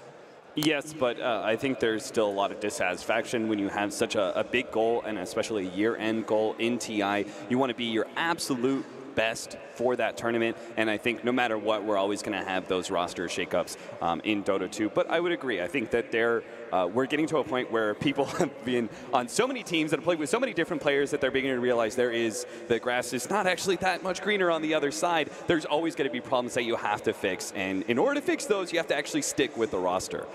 So yes, I would agree. There is a movement towards stability. Of course, you have to win tournaments. That's the first thing. Well, no, I mean, that's part of the problem, isn't it? If you don't win after a few tournaments, you want to change, right? Because otherwise, what else do you do? No, that's true. That's definitely true. Okay, let's get into our first draft of this second semi-final and find out who has the advantage. Oh, my. What do these teams feel about Beastmaster these days? Beastmaster, I don't feel like both of these offlaners, we aren't actually seeing too much of it right now. I think it's maybe just a little bit too slow for either one of them, either one of the teams rather, not necessarily the players themselves. I was thinking about the DK. What led me to that was the Enchantress, that both teams actually counterpick the DK with the Enchantress offlane. We've seen that a couple times, and Liquid also counterpick it against the Terrorblade as well. So I was wondering if we were going to see at least one Enchantress game in this best of 3 between the two teams that pick it the most. Interesting to see Virtus Pro banning out the gyro. Considering they had the first pick if they wanted it, I guess they didn't want to pick it first. They're trying to help us out. We're sick and tired of seeing that hero. Yeah, well, let's be real. It's the hero they've played the most in the last 3 months. Virtus Pro. There you go. Always have that flex pick, so this Sand King is not necessarily locked down to the offlane, so Virtus Pro can try and get that Enchantress if they want to try and match it against the DK when it comes to that mid game. The reason being, you've got this pure damage against a very tanky ranged hero. It's super nice to be able to have. But overall, the Sand King is just one of those great team fighters, and no surprise whatsoever that Elder Titan is the response, because I think ET is the superior when it comes to nailing the laning phase. Like, that's what ET does best. I think ET, Chen, like, those are the heroes that are sort of the definitive lane dominators right now. Well, I'm looking at Disruptor to be picked or banned after this. Yeah, for sure. I mean, after all, in the matchup that we just saw in the other semifinal, the Disruptor is one of the kings of teamfight, and there was a reason. Could go for an early DP as well, though, right? Because if that's not picked, it's going to get banned as well. Oh, yeah, the early AA. Okay. I was going to say most of the time the Ancient Apparition still up there in the pool inhibits the Death Prophet pickup. VP actually pick it themselves here, liking it against the higher strength heroes and the high regen of the DK. Both these heroes are going to be a bit susceptible to it. And on top of that, it's the counter pick that we were talking earlier. I think it was Secrets who were the ones who were doing this. I think I brought it up yesterday.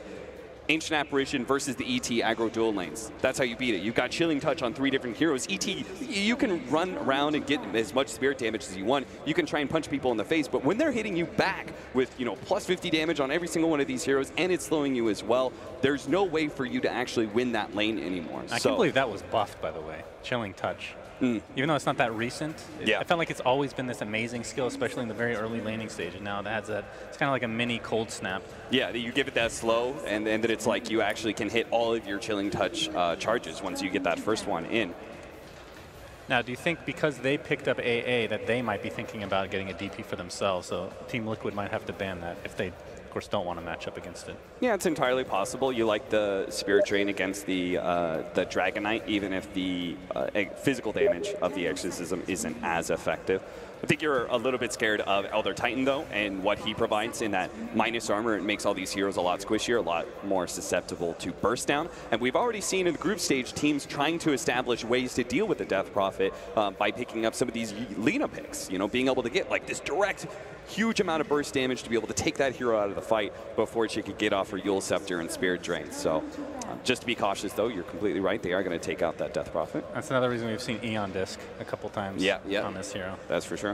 When that item first came out, I did not think Death Prophet would be a holder of it, but it seems to be one of the most consistent Yeah, any of these heroes that have a really important ultimate that they need to be able to survive to either cast or let it out some more. And don't usually see that many Veno bans, but there's an obvious Veno player on the other side here, so always an option. Yeah. Evil Geniuses fell prey to that one. They did. And Virtus Pro do not want to be going down the same road. And there's nothing about the DK that says you can't run Venomancer in your safe lane. You would say Venomancer, DK, that sounds like a super early game, fast-paced lineup, but that's exactly what's being run right now. Either of these teams play Abaddon, or Abaddon, as most like to say? I think, again, Abaddon is a nice protecting hero, but you need a reason to get that Abaddon and get that protection. After all, Evil Geniuses tried to run it against the Venomancer because of the way that the sustain offered, as well as being able to remove the Venomous Gale poison. But I think it's one of those heroes that's quite situational in the offlane. You need a really good reason to run it. Yeah, it's not a Virtus Pro hero. It has been run once in the last month or so by Team Liquid, but again, not really a Liquid hero either. What I kind of like about the DK, and it's why I brought it up early in this matchup, is also because of the Juggernaut and the way that I think both these teams actually really like Juggernaut. Ramses and Miracle are two signature players on that team, and I think it fits the pace of the game really well. Yep, this was a pick at Katowice recently when they played OG, the Oracle. Yeah, so one of those heroes, kind of counterintuitive when you think about it, that's really good against AA because it outlasts the what's his ultimate called? Ice Blast. Ice Blast, thank you. I'm a caster, by the way. But being able to just regen through that is huge, especially for a lot of these heroes like Dragon Knight, a great example of which. But Doom's going to be picked for VP. Question is, who is the duo here with Oracle? Who do you guys like? I mean, when I think of it's Huskar, there's no way Huskar's getting picked this game, though. I think it's not necessarily a duo focused. I think you're right on the money when you say it's a counter to the Ancient Apparition. Whether it's, like as you said, for those who don't know, the interaction is if the Ice Blast wears out during the ultimate of the Oracle, then you actually get all the healing. And failing that, even if it hits a little bit after you already cast that spell, it doesn't matter because you've casted, like you've saved somebody and given them time to be able to get off all of their abilities. Right. And Ice Blast is supposed to be one of those that cuts it short, that doesn't let you have that opportunity. It gives you that quick numbers advantage. Well, Doom, this looks like a position 3, if I'm not mistaken. Is that correct? Most likely? It couldn't still go either way. They can still run a 4-position Doom and an offlane Sand King. I hope to God it's 4. Why is that? Because 3 is awful. This hero. Why do you think 3-position Doom is awful? It just feels every game I see that picked as this high priority hero. It just doesn't. I mean, Doom takes forever to cast. I feel like it's way too important of ability to put on somebody that needs a decent amount of farm, which is typically your position 3.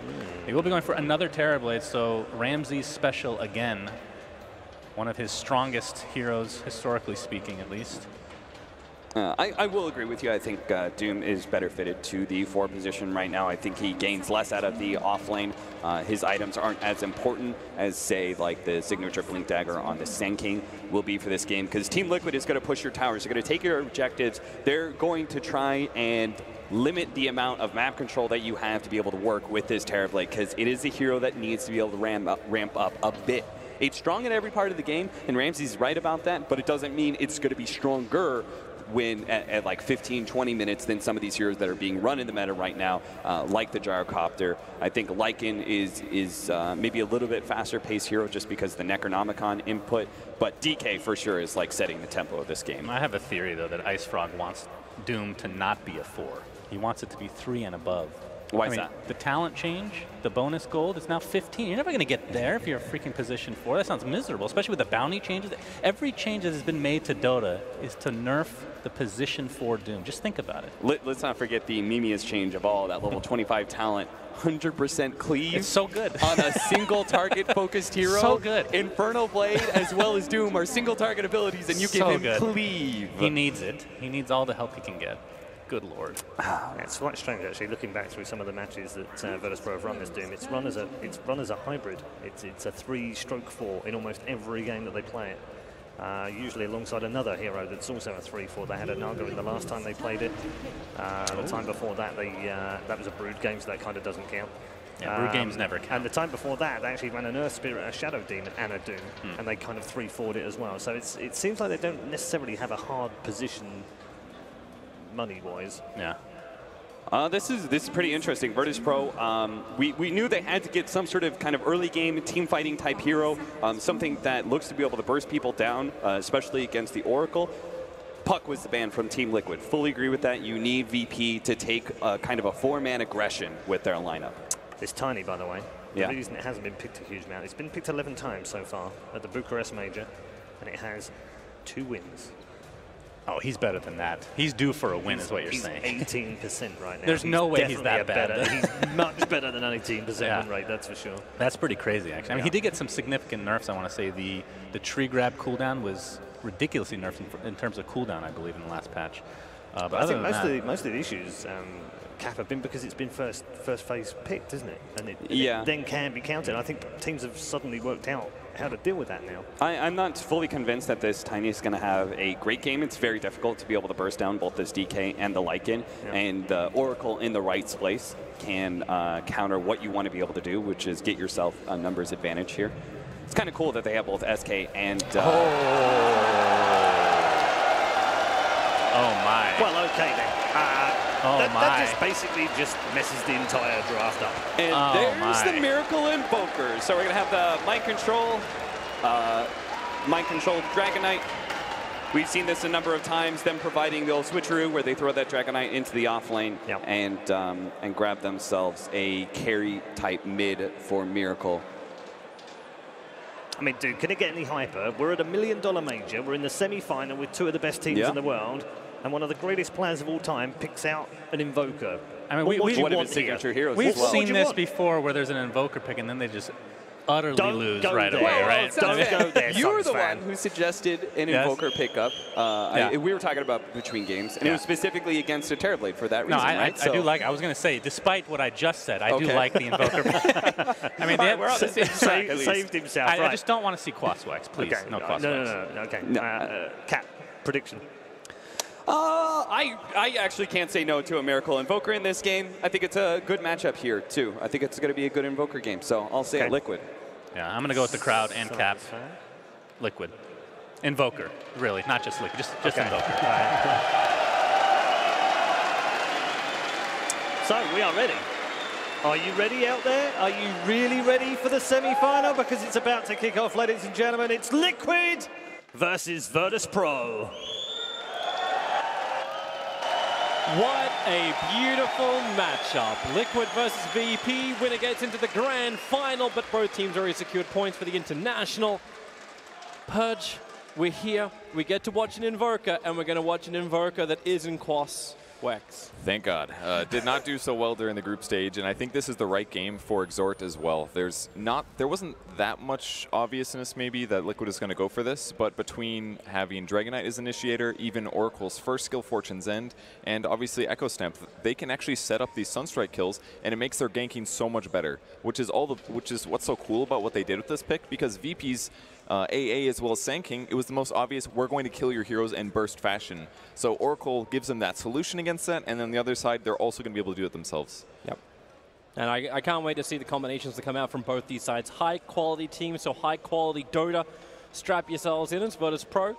We're already on the hunt inside the Dire jungle. You'll hit with a Sunstrike, so first points of damage getting into solo. But this was just VP having a bit of a wander around, trying to force Team Liquid off the runes, but Liquid will still get the bottom, so at the end of the day, it's a scouting mission more than anything else. Yep, no problem at all for Liquid, and their lanes should be pretty normal. The mid of the VP side is going to be a Tiny, so not very much armor on him, and he might have a little trouble here against an Invoker, but he should be able to get tons of last hits. It all just kind of comes down to HP trades and seeing who can get a kill with rotations. Now let's actually just have a quick look through our lane, especially as we have ourselves a small pause, so it is going to be no one's Tiny in the mid lane, going against Miracle's Invoker.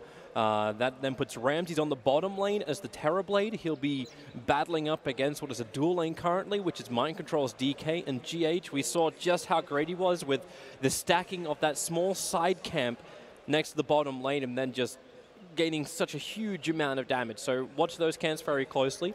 Up towards the top lane, it puts Matabaman onto the Lycan. He'll be babysat by Kuro on the Oracle. And that leaves Roger as the roaming SK, Boots and Clarity's first. Pasha